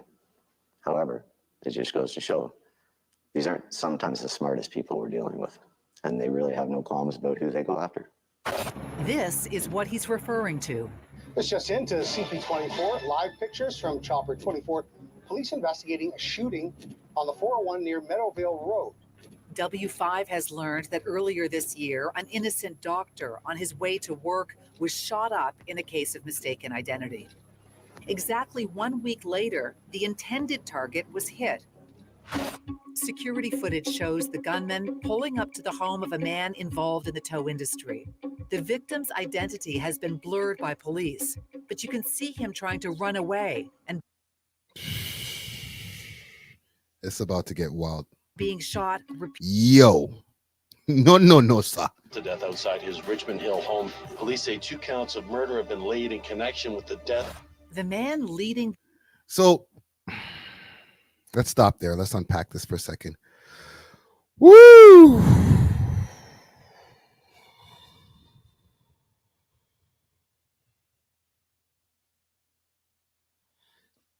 This is heavy, man. It makes it kind of like, remember, like I was speaking about last week, they had the 2 young children, I would say, because the 16 and 17 that were out there murking niggas for the tow truck industry. Is it Yolanda Richardson wants to know if I'm scared. I'm never scared, but at the same time I'm concerned. I'll say that, concerned, because we got to remember it. Anybody may need a tow truck at any time. Okay. And when you see all of this wild stuff that's going on, right? Just to think that all of this wild stuff is centered around the whole tow truck industry. Not to say that the tow truck drivers are the killers, but goddamn, there's a lot of killers in this shit, it seems like. So you never know. Is a nigga giving you the tow truck and you're sitting there next to him? Because remember, it's not like it's a 4-seater or a 6-seater or something like that. You're sitting there right next to him. Glove compartment right there, sir. Is there a heater in the glove compartment? Jesus Christ. The effort to put an end to it is Police Superintendent Michael Slack, who leads the organized Close crime my unit. goddamn window. We allege that the competition for control of the towing market has resulted in murders, attempted murders, shootings, assaults, arsons, threats, And all kind of fuck our ass. property damage.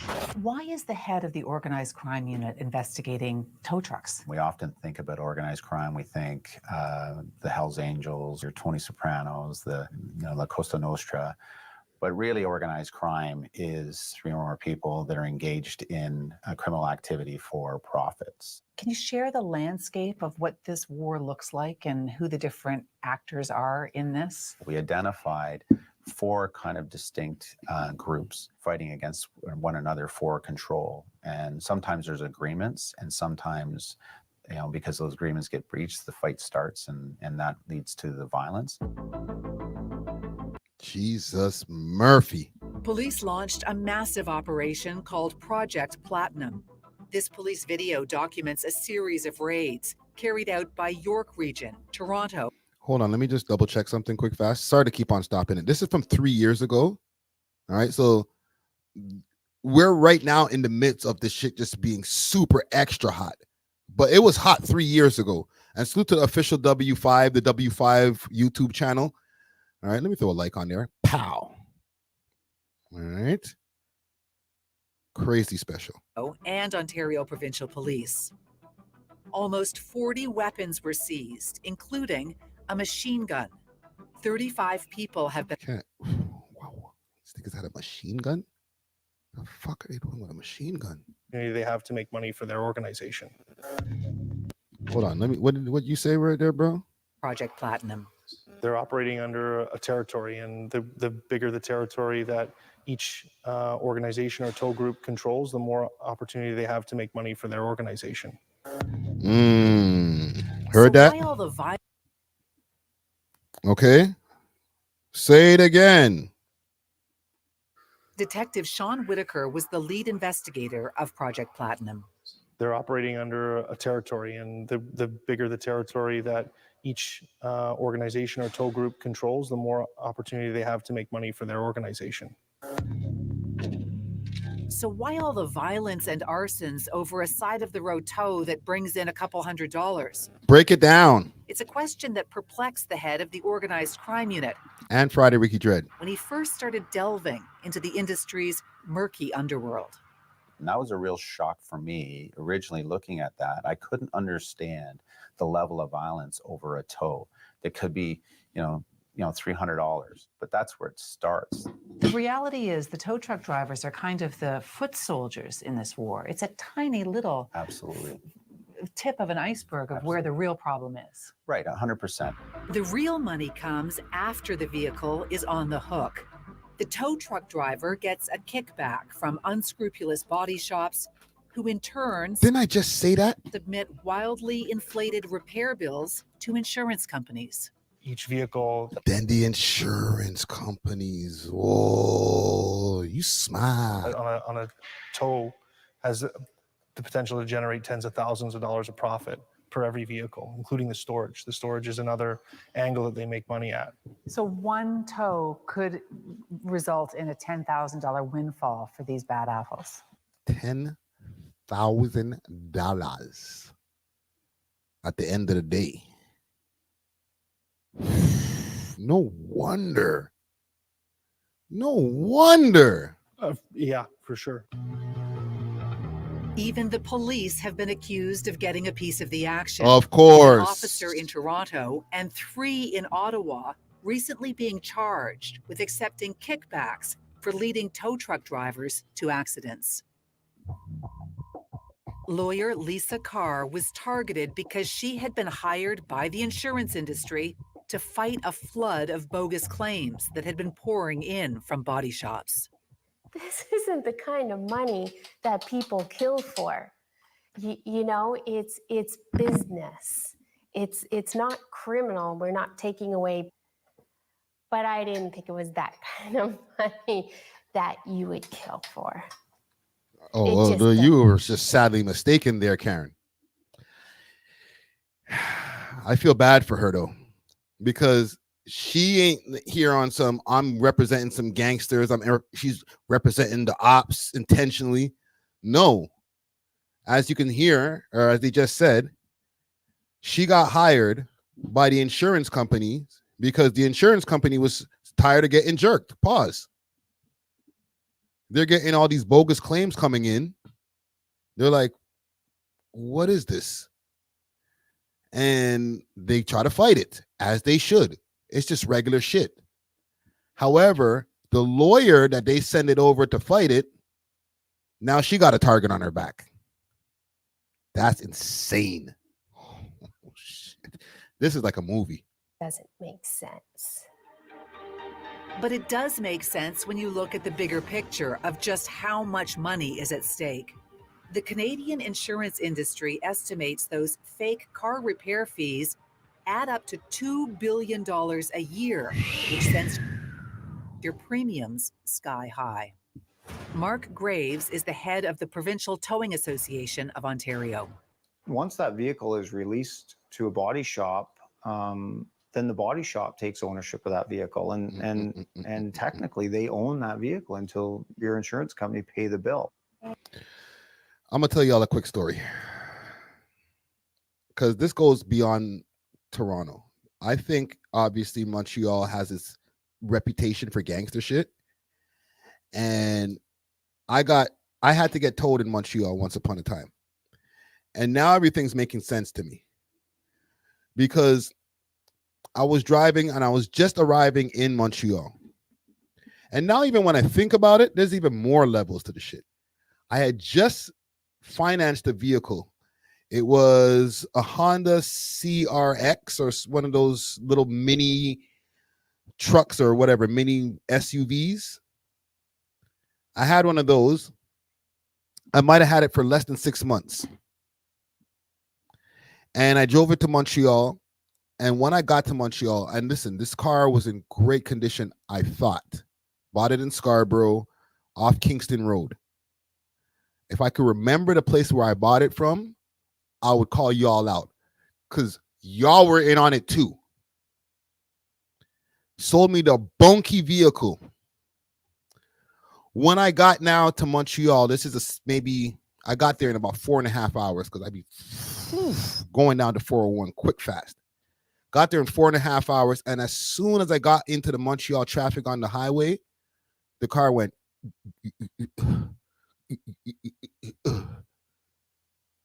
and I was able to pull it over to the side of the highway so I wasn't in the middle of the road. and it died. Had to get a tow truck.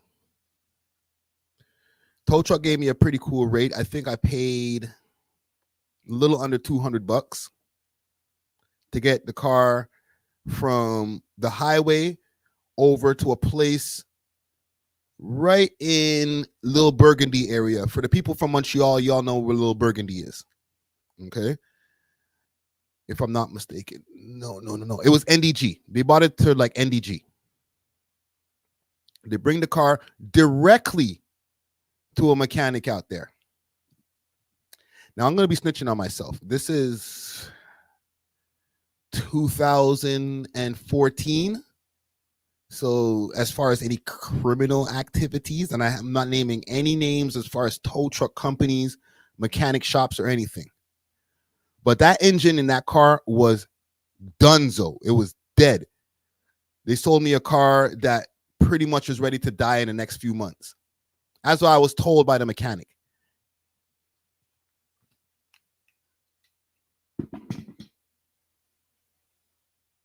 Maybe the engine wasn't dead. Now when I think about it, because there's levels to this shit. But the mechanic told me the engine's donezo. However, I can help you so that you can get around this insurance and stuff like that. Because as far as the car company themselves, they were like, nah, we can't take it back. You're going to have to get the car fixed. And we can't help you. It's past the amount of time for your warranty. Well, all right then. Now I'm stuck with a car that's a lemon. But the mechanic was smart. And he told me, you know what? I can get you out of this where you don't have to pay nothing. Matter of fact, I actually made some money on top. He said, we'll make it look like something happened where a hole ended up in your engine. And you can claim it on insurance. And said that something happened on the road where a hole ended up in the bottom of your engine. And there's a hole in your engine. Claim it. And we'll fix it or whatever. And get you back on the road. They'll put a new engine in your car. You know, charge them, tell them that it's going to cost about this much. He had everything all figured out. And I listened to what he said. Because to be honest, I wasn't in the position to be able to go buy a new engine. A new engine is extremely expensive. I did what he said. And I was able to even walk away with a little $2 in my pocket after that. And the car was fixed. And I was out of there. I say all that to say, now when I watch something like this, it all makes sense to me. There was a hierarchy. Like I said, there was levels to this shit. And I don't even think it started from the tow truck. I think it started from the place where I bought the car. Because they know that those trucks are those cars are gonna keel over on the road. And then they're gonna need a tow truck. And then they're gonna need repair. And they're gonna need insurance involved. And everything's gonna get back into a whole circle again. So the roots don't even start from the tow trucks, I'm saying. The roots may start from the place where you go buy your car. Beware of where you go buy your car. Mark runs a tow truck company in Sault Ste. Marie. He's been trying to clean up the industry for years.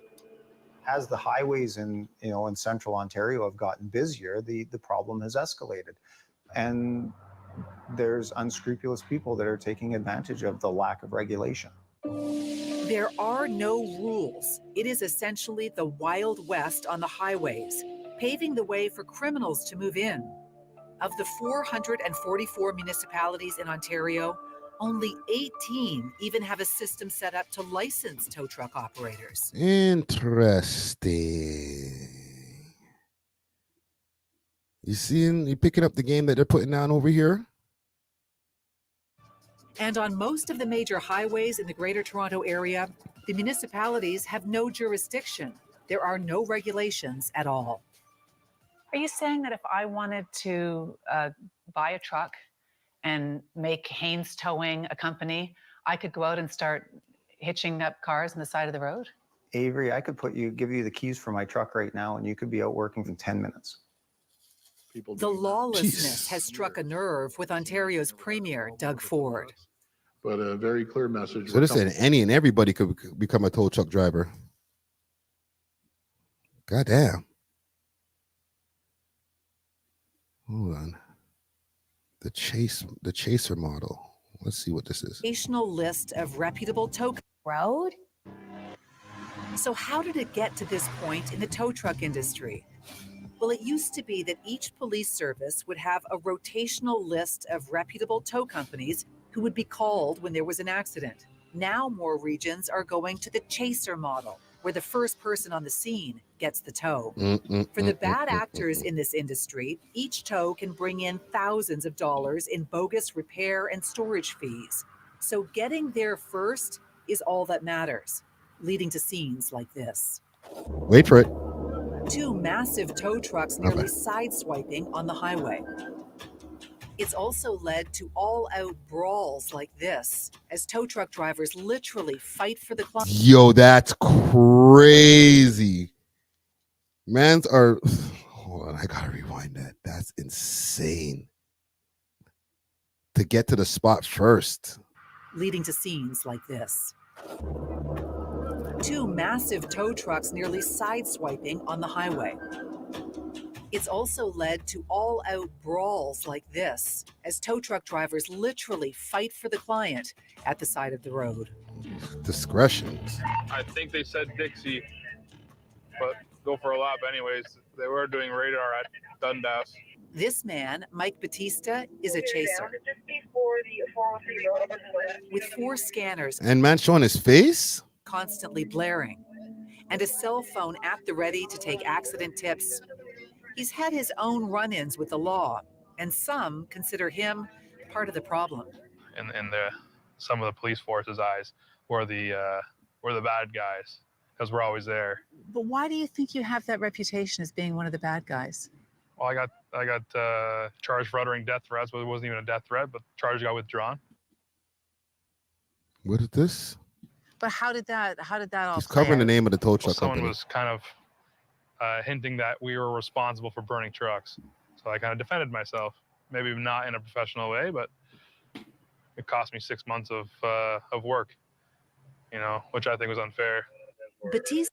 What the hell did you do to these niggas just for saying that y'all burn trucks? This company pretty much owns this stretch of the Queen Elizabeth Highway outside Toronto. Of the 25 tow trucks on the road right now, 18 of them are his. I mean, we have a Jesus. huge team. We work with 40 different guys. We work with 2 other companies as well. That's Gang, what's the name of that tow truck company? Pop it up in the chat. probably 70% of the tow trucks in this area.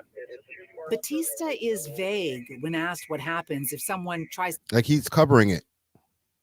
I mean, we have a huge. What's the name of this company? It's like playing Wheel of Fortune. All right. Is it Wheel of Fortune? What's the one with the flipping the letters and stuff like that with Pat Sajak's RIP and Vanna White? But yeah, what's the name of this company here? Jesus Christ. Huge team. We work with. They usually don't last too long because they're not making money, right? Daniel Sanderson is also a chaser. In fact, he runs an association that represents fellow chasers in Ontario. Do I think the violence is Yo, I don't want my car to break down anytime. Knock on wood. gone out of hand? Yes, I do. It saddens my soul to see anyone get hurt in the towing industry or someone portraying, oh, it's a turf war. But that's what happens when the cat's away and the mice will play. The cat being the police. Sanderson's been driving the highways for more than 40 years. He says the Ontario Y'all said Batista towing, eh? Provincial Police, who are responsible for the major series of highways in the Greater Toronto Area, rely on chasers to clear the highway quickly. Yo. Why do you think they brought in the system now? I think they've done it so they don't have to show up at accident scenes. They don't have to do as much paperwork. and it's saving their officers. They're not all going to every single call like the regional police do. We took that allegation to the person in charge. Okay, hold on. What did it say in here? My bad. For Ann Ackermans, who is considering shutting down her business after 34 years, the problem lies here. Ontario Provincial Police, they are the ones that started the First Available. First Available is another name for Chaser. They have developed a monster that they cannot control, and we are all suffering for it, including anybody out there that pays insurance of any kind. Why do you think the OPP did this, though? Why do you think they brought in the system now? I think they've done it so they don't have to show up at accident scenes. They don't have to do as much paperwork, and it's saving their officers. They're not all going to every single call like that. And a lot of their officers, as they said earlier, are in on this shit.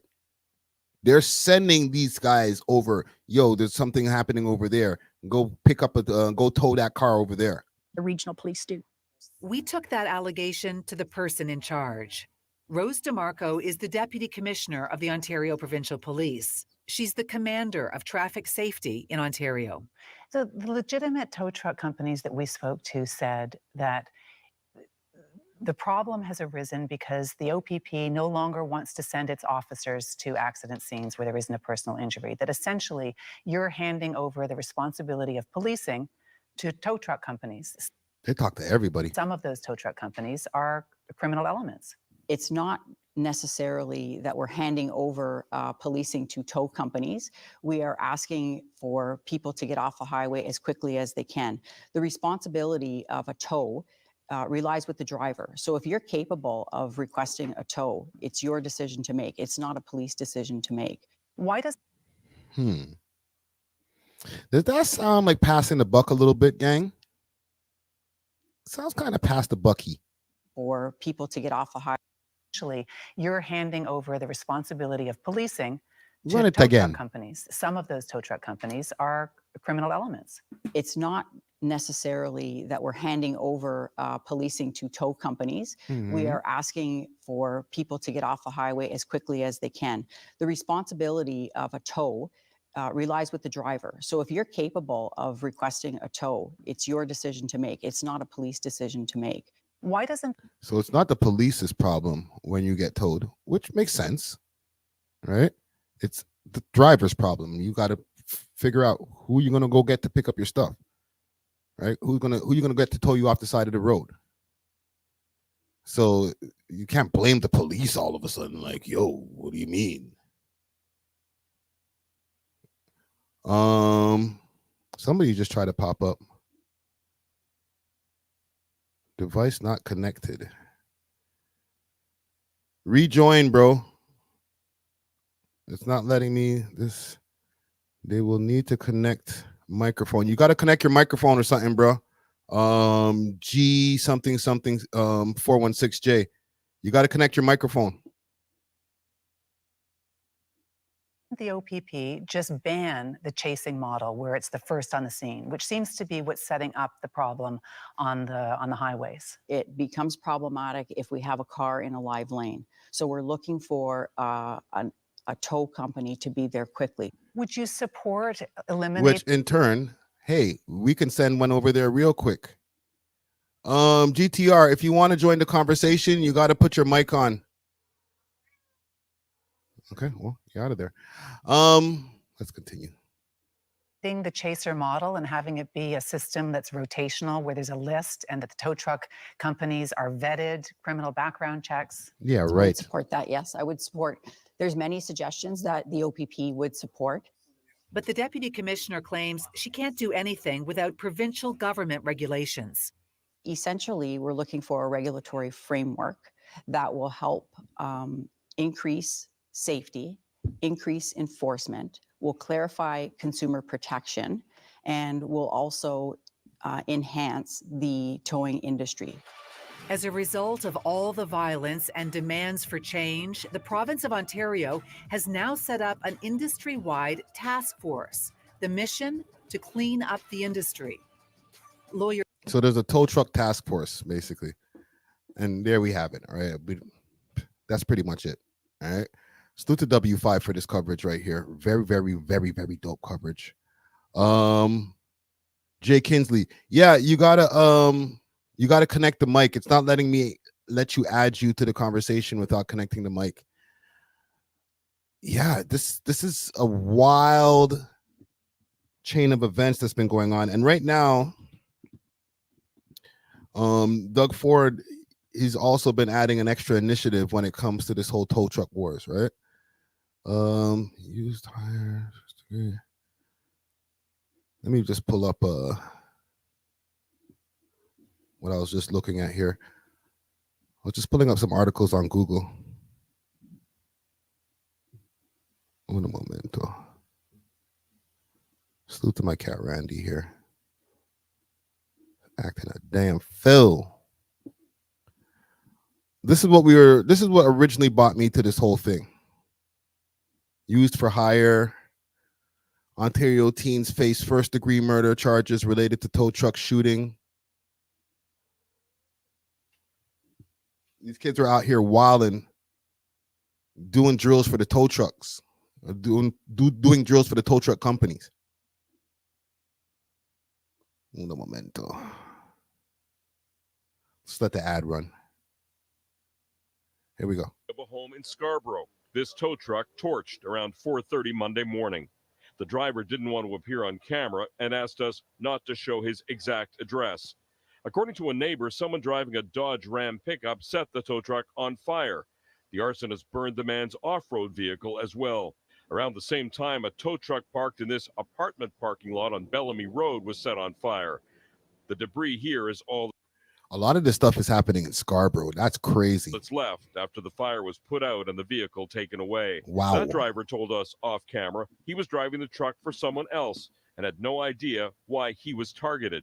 Police acknowledge the fires are all suspicious, but have not officially linked them together. This appears to be the latest skirmish in the tow truck industry. 3 years ago, police made 20 arrests in connection with tow truck turf wars. Project Platinum took aim at companies trying to muscle out the competition. York Regional Police called it How's that working out for you? organized crime, saying competition in the industry has resulted in murders, assaults, threats, and property damage. On Sunday on Westney Road in Ajax, fire crews put out a blaze in a strip Ajax, plaza. East Durham End. Regional Police acknowledged that as crews were trying to extinguish this fire, another vehicle fire started a half-hour Yo, these guys are just setting bare cars on fire. This is insane. earlier near here. They tell Global News that fire involved a tow truck. Here in Scarborough, a family member of the driver told us what's happening right now is dangerous, and some drivers are fearing for the lives of their loved ones. And just about 15 minutes ago, I connected with the driver who owned the tow truck, which has these remains here. He doesn't even pick up cars for a living. He works at a body shop, so they don't take cars from the highway or from the road that broken down. He figures he's just collateral damage in this tow truck feud, and he's paying the price. Problem for him is he has liability insurance in the tow truck, but no replacement cost, and he's the second. See, they bring in the insurance. All rolls back to insurance. You know what I'm saying? When it comes to anything like this, just follow the money. Follow the money, man. Spooky. I'm going to get off of this. Okay? Salute to anybody out there who's like going through any strife. Anybody who's maybe like lost their lives just to like the tow truck wars. And I'm asking here also in the chat, has the tow truck wars... Is the tow truck wars raising the crime rate? 83% says yes. 17% says no. I don't even want to know who that 17% is because, it's obvious. It's obvious. But yeah, salute to anybody involved. And listen, please, don't holler at me. I'm just a streamer, just a podcaster. Hit that like button. Okay, we giving content on a late night. We past midnight right now. I want to pull up something quick fast before we move on about this Philly rapper. I feel like I'd be remiss if I don't address anything about this Philly rapper here. What's his name? YBC Dul. bruh. They're saying that the No Jumper interview was the thing that got this YBC Dul guy, smoked, basically. But I think it was a little bit more than that. Watch this. All a real me. What Lil Durk say at the end of that song? Like, real me, like the street vouch for me. Anywhere I go, nobody don't play with me. I never got robbed. I never got touched, shot at in the city yet. Let's see here. Let me do a quick search here on Twitter, aka X. You know what I should do is take this off the screen before I do my search, because you never know when it comes to this Twitter shit. So this gentleman, he was out here. I think one of his most infamous videos is him digging up the ops. Oh, found it. I'll show y'all. Okay, we're going into a degenerate behavior segment. All right, degenerate behavior. No fucking tombstone. I'm gonna dig his fucking dirt up. Hey, yo, where the fuck Carney at, yo? Carney. This man's digging up these people's grave. Where the fuck you at? Ah! Got no fucking tombstone. I'm gonna dig his fuck. I can't even look at like what these guys.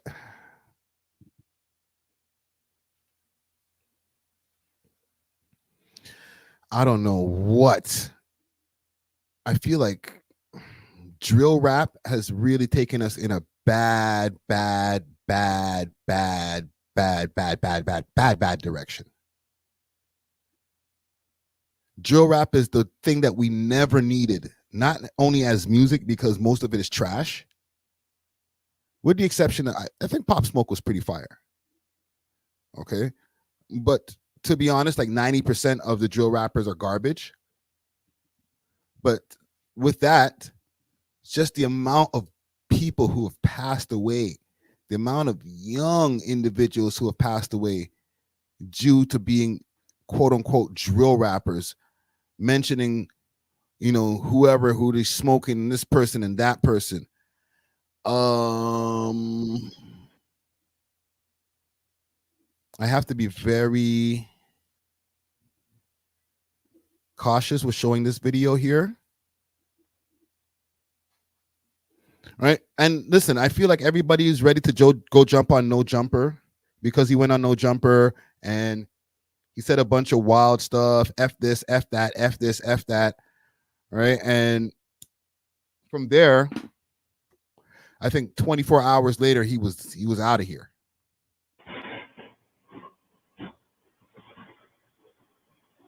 Car pulls up.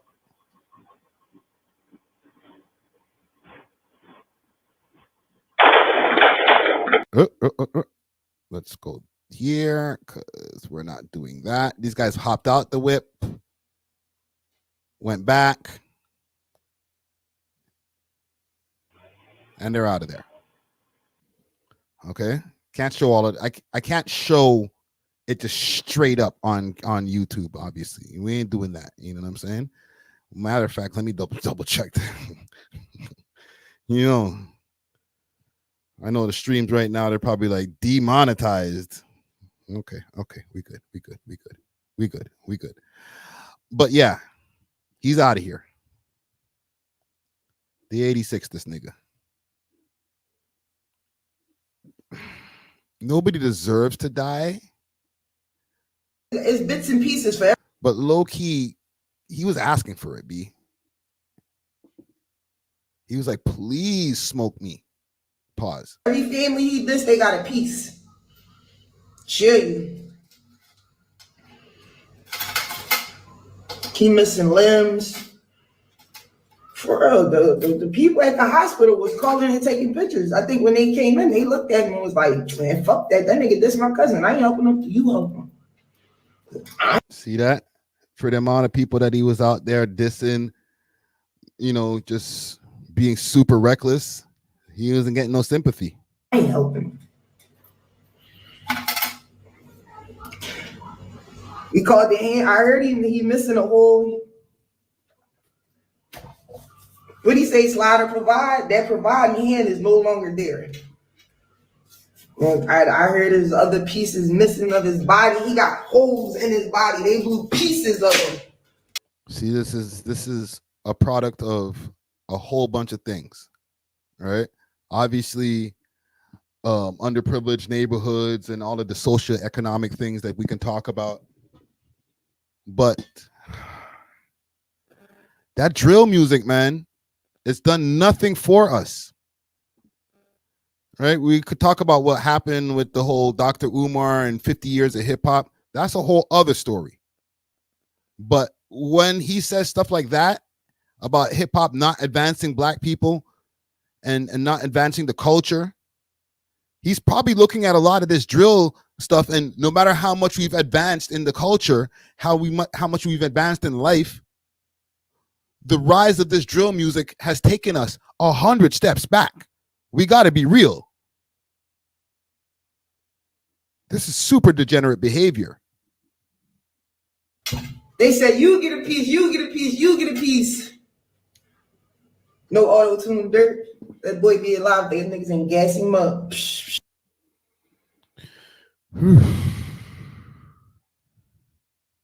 nasty work. Let me see if I can pull up the No Jumper interview. Because they're saying some of the stuff that he was saying in the No Jumper interview is what got him smoked. But bruh, I think you did a little bit more than just do an interview. Maybe the interview was just the icing on top. But I think you went a little bit deeper than just the interview. Is this him here? Here we go. Alleged footage. 1 second. Let me find it.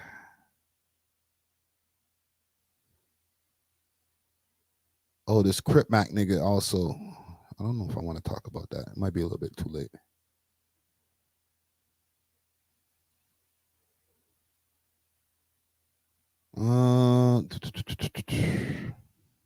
Here it is. I'm not reading all that shit. I'm not doing Ebonics at midnight. We're not doing that. Okay. Sorry, I'm just seeing the passing parts now, so it should be a little bit further down here. I don't feel like going onto YouTube to look for this shit. I might have to go on friggin' YouTube to look for this shit. Okay, let's go on YouTube and find that interview from No Jumper. We'll use this page here. YBC Dul, No Jumper. Balling like an athlete, but got no jumper. All right, last question. Why are you always dumping out French fries? Feels like a metaphor. Jesus. I got to get on the YouTube document. Yeah, there's a lot of scoom talk coming out of Chicago. Appreciate you, man. I ain't even gonna lie though. Yeah, that's what you want me to do. You want me to say some shit. I got some shit to say too though. Fuck all ops. Fuck CCK. Fuck LMG. Fuck 56th Street. Is the real disrespectful. I'm gonna fuck who you is. I will disrespect you. That's how I'm carrying. Sorry, I had to skip like a 10 more Fs. You know what I'm saying? Nigga trying to really get this shit demonetized. That's a lot of ops. It's more too. That's gotta be like most of the city right there. I forgot the young boy from the back block. I forgot about him. I keep forgetting about the young boy from the back block. But who else? I can't even remember. Fuck all them niggas though. Fuck 7th Street. Fuck. Okay, we get the point there, broski. And what was the date on this? 3 months ago? Yeah, I don't think that was what did it, bro. I think it might have been digging up the graves. Okay. Alan Watts says fresh pack. Yeah. I want to feel bad for him because the young man's life was lost. But bro, the degenerate behavior that you're just exhibiting right there is just super, super high on the degenerate Richter scale. You dig up somebody's grave, bro, you gotta go, fam. I just gotta be honest with y'all, gang. There's levels to the shit. I keep on saying that, but there is levels to the shit. Okay. There's one thing, I'm smoking on the ops. F the ops. What else is the long list of things that drill rappers say? Fresh pack, like Alan Watt just said. All the euphemisms that all the drill rappers like to say. Even as far as Fulio went, R.I.P. Fulio. Duh. Where the nigga went and laid on somebody's grave with pictures of them. Okay? He dead now. He dead. I'm sorry. But he asked for it. I'm not going to say they deserved it, but they asked for it. And this gentleman right here, you go dig up somebody's grave. Oh my God. Don't let that be one of my people that you digged up their grave. I don't care how peaceful I am, broski. You're going in. You're going in. So yeah, RIP to this young gentleman right here. The degenerate behavior just has to stop. It's just getting way, way, way, way out of control. I want to give a quick shout out before I move on here, and I'm gonna do something quick fast before we move on as well. Let me pull up the member section. I'm about to load up some more interviews in the member section, but this painting that you see behind me is courtesy of Rezi Nuwako. Big salute to Rezi Nuwako. Let me get out the way here. Pow. All right, custom made, or not custom made for me, but like he's out here doing some sick artwork. He could do custom made stuff as well. But if you want to get this artwork behind me right here, it is for sale. I think it's going for like around $250, and you know it's an original piece. It's not no hold on.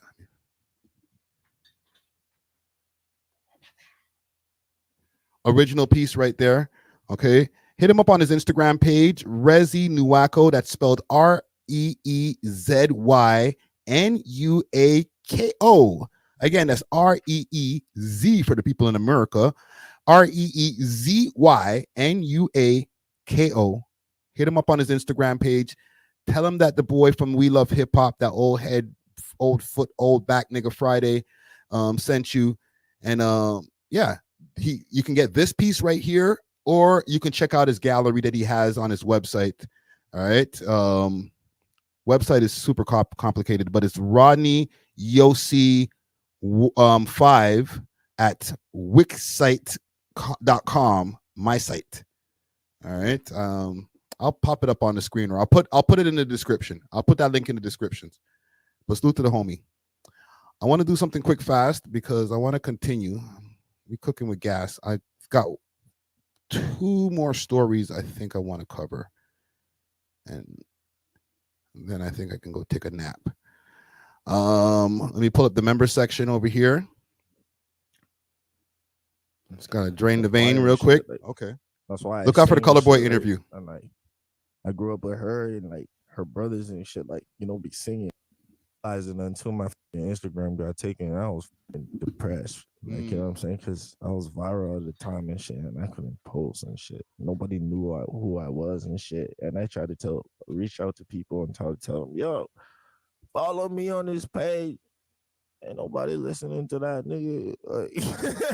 It's crazy. You gotta get to the music shit, bro. Like, you know what I mean? Yeah. Like, you lose your shit, nigga. Get back on the music shit and the fucking, drop some bangers. So you had to rebuild the page then? Yeah. So I rebuilded my brand too. Like, you see my name, Colouredboy, right? So shout out Drake. Shout out Big Drizzy. You know what I'm saying? For sure. Come on. Like, yo, Big Broski. That's my, you know what I'm saying? That right there. You know what I'm saying? So Certified Lover Boy drops. You know what I'm saying? I didn't even take it in, bro, because I'm just in love with Drake's music, bro. That's my nigga. You know what I'm saying? Mm-hmm. But like, he drops that shit. I'm like, yo, this is my nigga, bro. I've been listening to Drake, like, I never find I never find your heart. You know my dog, you know what I'm saying? Like from time G. for like, you know what I mean? Like, yo, just yo, I've been doing this fucking music. I took it in, I got my music, got inspired by this shit. Mm-hmm. You know what I'm saying? And basically, so hold on. Are you trying to tell me that there was some kind of correlation between Colouredboy and Certified Lover Boy? no, like it's one of those where I'm writing for the fucking North, nigga. What the fuck? I'm a raptor, nigga. Look out for that interview coming real soon. All right. Right now we're on a break, like I was saying earlier, like way earlier in the stream. Okay, we didn't have an episode that dropped on Monday. There is no episode that's dropping on Thursday. We'll be back at it next week with some more episodes for your head top. But you know, we had to take a little break. However, you know, I feel kind of wild just not having any content out there in the world. And you know, I was starting to get a backlog of news stories that I was seeing that I wanted to cover on live. I will be popping back out tomorrow for another live stream. The regular Wednesday live stream is still going down as usual. There'll be more topics to cover. I think I'm going to get into the whole Lil Yachty thing then. I might just completely skip that. I don't even care about that Yachty shit like that. Or the Joe Budden versus Young Miami. I skipped that topic over here today. I just wanted to keep it on some things that I care about, to be honest. To really, really be honest with y'all. I want to ask y'all a quick question. Is Tom MacDonald high-key racist? I'm not even going to say low-key. Is he high-key racist? And I know YouTube's going to be like, oh, gracist. I'm going to be using that word moving forward, gracist, because YouTube is kind of hung up on that shit. Okay. We got Tom MacDonald here, 1.1 million followers. Vancouver's finest, actually Victoria, BC's finest. A lot of people don't know because he rides so hard for like American politics. He lives in the United States. I think he lives in California. But you would think that he was born and raised in America. That nigga from here, okay? Or that white guy from here. He's from here in Victoria, BC, right next to Vancouver. It's a nice place. They got a little bit of junky areas in there, but for the most part, Victoria, BC is a nice place. That's where they filmed The Real Housewives of Vancouver.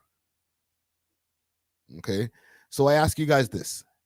Is this guy gracist?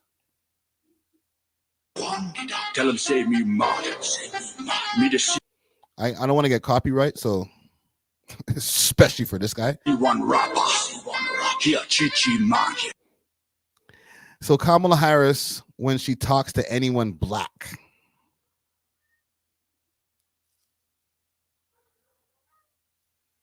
guy's classic. You know what? I'm gonna ask a simple. I want to know from you guys. Comment gang scroll. Okay? Because I feel like this guy's, it's not even a low-key thing. I think it's high-key. It's high-key. Is Tom MacDonald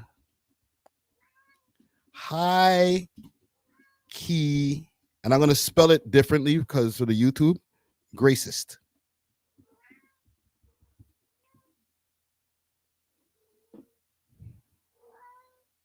Okay. I know sometimes he be race baiting and stuff, but like, bro. I think the world's gone mad. Do black lives still matter, or is trans the new black? Every time I run the doctor.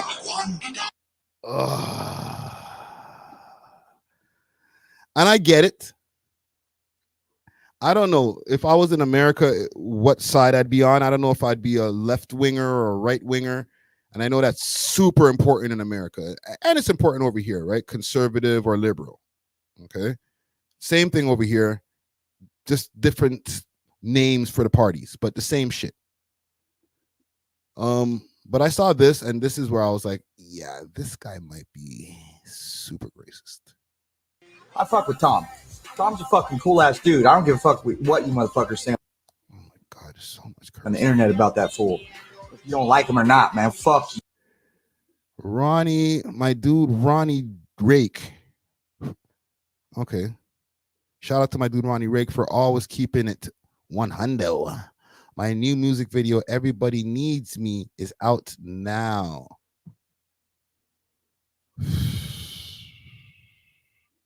And look, trending music video, number 5 in the United States.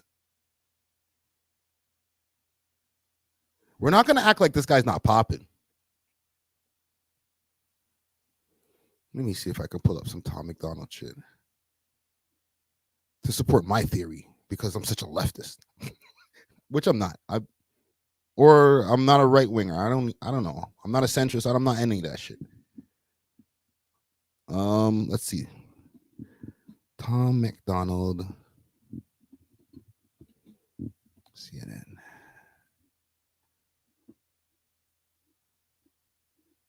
This nigga be popping out, bro. Ben Shapiro. Oh.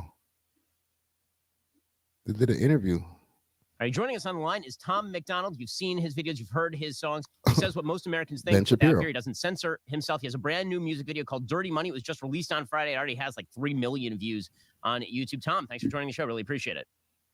Yeah, man. Thanks for having me. So let's talk about, how your music career originally happened, because it's very rare to spot anybody remotely near the music industry who does not simply follow the left-wing line on pretty much all the issues. But you They went right for the politics. very vocally do not. So how'd you get where you are? Well, I think the key to everything has been I'm totally independent. I have no ties to the music industry whatsoever. I've sort of created my own little ecosystem outside of the music industry. I produce all of my music. I write all my songs. My girlfriend shoots all my videos. We distribute my music independently. There is no affiliation with any record label, manager, PR team, marketing, publicist. I'm not mad at that. Okay, I'm not gonna hate on him when it comes to stuff like that. Like, to be able to self-sustain that your career, be the producer. You heard what he just said. His girlfriend shooting the music videos and stuff like that. I am not mad at him for that. Okay, it's the race baiting. This distro, nothing. So it's just us. And I've been doing it for about 10 years. And just like you said, man, I'm making music about the things that I think people are afraid to talk about. That's amazing. I mean, the response has been absolutely incredible. You can see it from the number of views on all of your music videos. So how do you go about writing a song? I don't care. Bombardment of headlines and stuff happening in the world. So I'm just taking all of this information in and digesting it as best as I can. And, sometimes. What is this tattoo under his chin? Pause. What the hell did that say under there? Jesus Christ. Talk about somebody who has to be a rapper. Like, either that or he has to join a rock band or be a tattoo artist. There's no other way around it. This nigga got how many MacBook Pros behind him? Jesus Christ. It as best as I can. And, sometimes regurgitating it back out into songs of my thoughts and feelings about what's going on in the world today. So many years, like the WWE style stuff.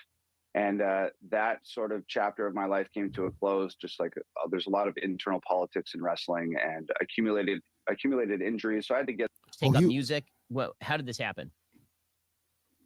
Well, I was a professional wrestler for many, many years, like the WWE style stuff. And that sort of chapter of my life came to a close, just like there's a lot of internal politics in wrestling. This nigga was a professional wrestler. Be easy, gang. Watch what you say to this nigga, bro. What is this white guy here? I'm sure he's like, don't call me that. I can say it too then. Like, watch what you say about him, bro. Man, I put you in a cobra clutch. And accumulated injuries. So I had to get out of that business. And I'd always been sort of writing poetry and writing rock songs, didn't have the voice that artists of the time doing. And not only emulating it in my music, but emulating it in my real life, which led me down a super destructive path, which sort of culminated with like a little bit of a bout with alcoholism, which sort of, okay, buddy.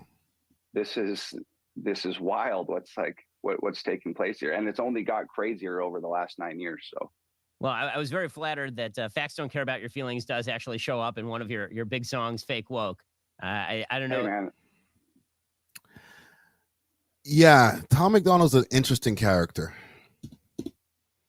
Because like I said, he's not American, but you would think, and actually he is American. He's probably an American citizen. All right, here's a song that he has with Ben Shapiro. Let's take a look at his catalog quick fast. 4 days ago, 3.4 million views. Technically, he's the second biggest rapper in Canada. So to Toronto Barbies. He's the second biggest rapper in Canada. Not even low key, high key.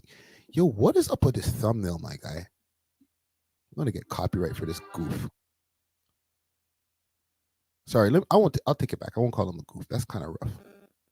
That's rough. And they really want to win, so they're rigging the elections.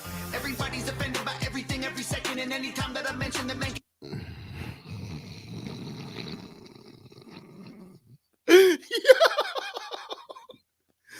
Watch the rainbow in the back. Oh, how did they remake? How did they do this? Is this CGI? I ain't mad at it still.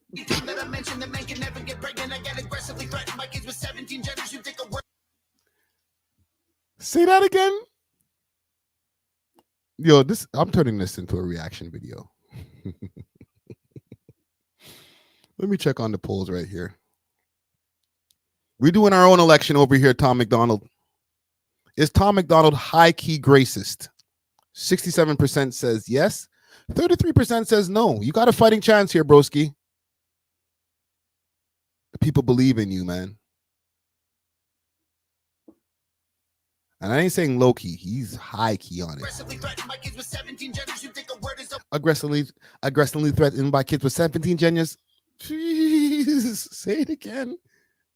With 17 genders, you think a word is a weapon, and when I teach that I mention that men can never get pregnant, I get aggressively threatened by kids with 17 genders, you think a word is a weapon, and when I teach me a lesson. Yo, pause, bro.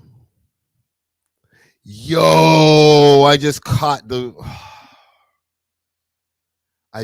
subliminal pause message that he's doing right there. So he has the American flag as a robe, but he puts the Canadian flag on his nuts. Oh, I see what's going on. Rolling Thunder says, we let everyone into our culture, but everyone projects theirs.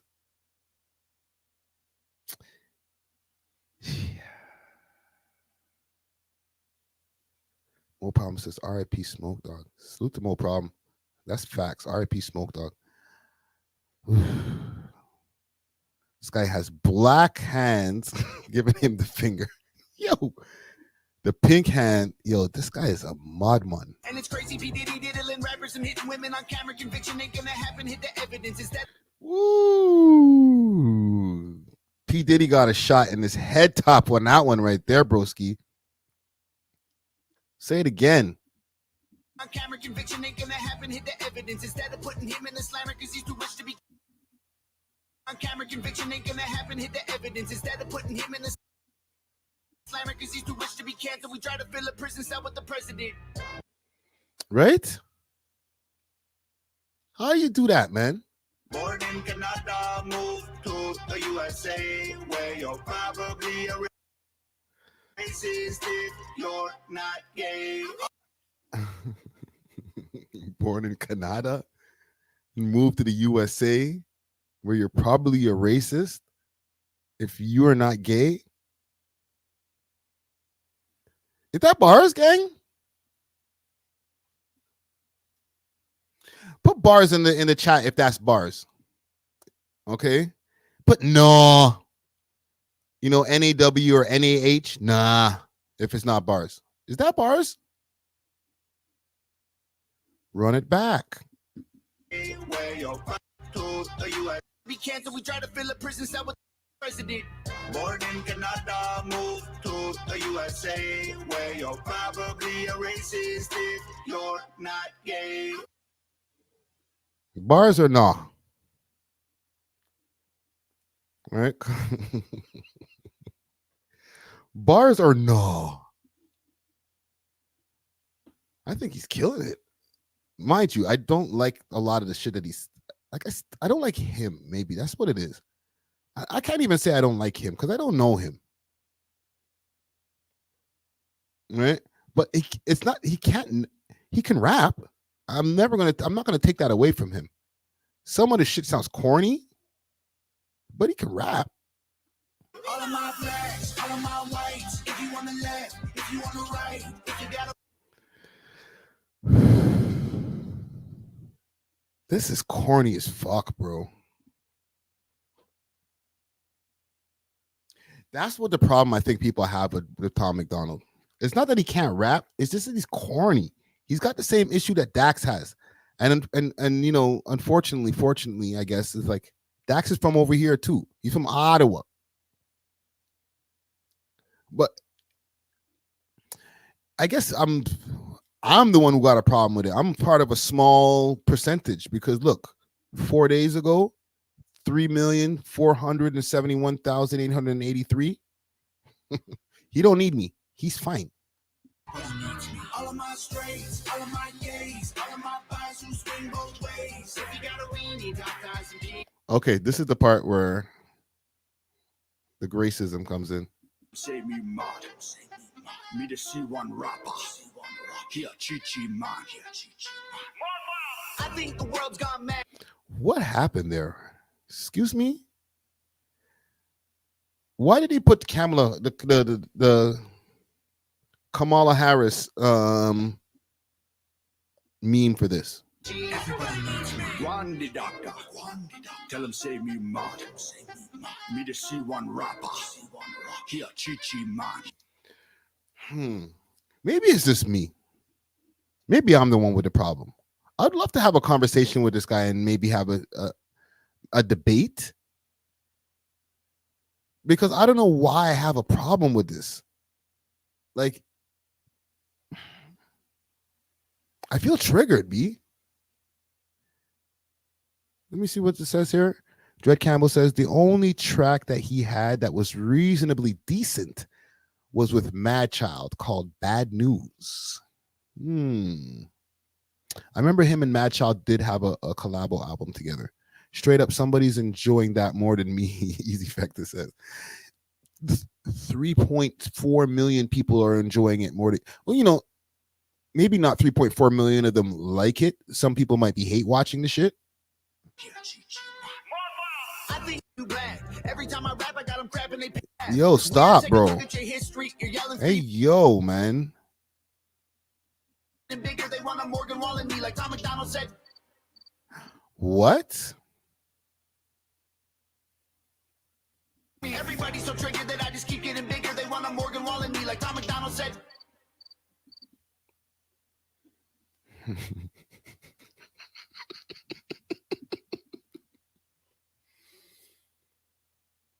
This nigga's a rage baiter like crazy.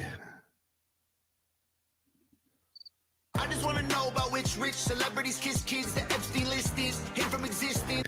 He's actually murking the shit out of it. Like, the song's corny, but I think it's meant to be corny. It's not meant to be like, yo, this is my killer rap shit. You know what I'm saying? But like, he can rap.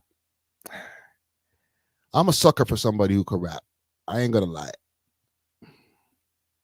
Now, it doesn't take away from the question that I'm asking here as far as the gracism. And I'm going to ask again, Common Gang Strong, is Tom MacDonald high-key racist? All right. 60% says yes. 40% says no. Okay. He's got people who believe in him out here. I ain't mad at it. Salute to him. Okay. Salute to him. For now, I'm going to put a salute on it. If I get in trouble later on, like, yo, don't you remember when he said this Friday? How could you salute that guy? My bad. My bad. All right. I think we can leave it there.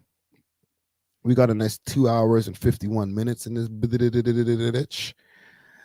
I was on here longer than I expected to be. I'll be back tomorrow, though. I got some topics that I left on the cutting room floor that I want to address tomorrow. As far as just some evergreen stuff, but we definitely have a lot of things to get to. Look out for episode 500. If y'all want to pop out, I'm going to put a link in the description for the Eventbrite. If y'all want to pop out to the show for the live taping of episode 500, it's going to be going down between 7 and 10 p.m. We're not doing no late night thing. You know what I'm saying? So if y'all want to attend that, it's going to be a party, free food, free drinks. It's going to be a vibe. All right. Salute to everybody in the chat who's been out here on the late vibes. Okay. We'll be back tomorrow and we'll be back at it with some more live for your head top. All right. I am off this. Deuces.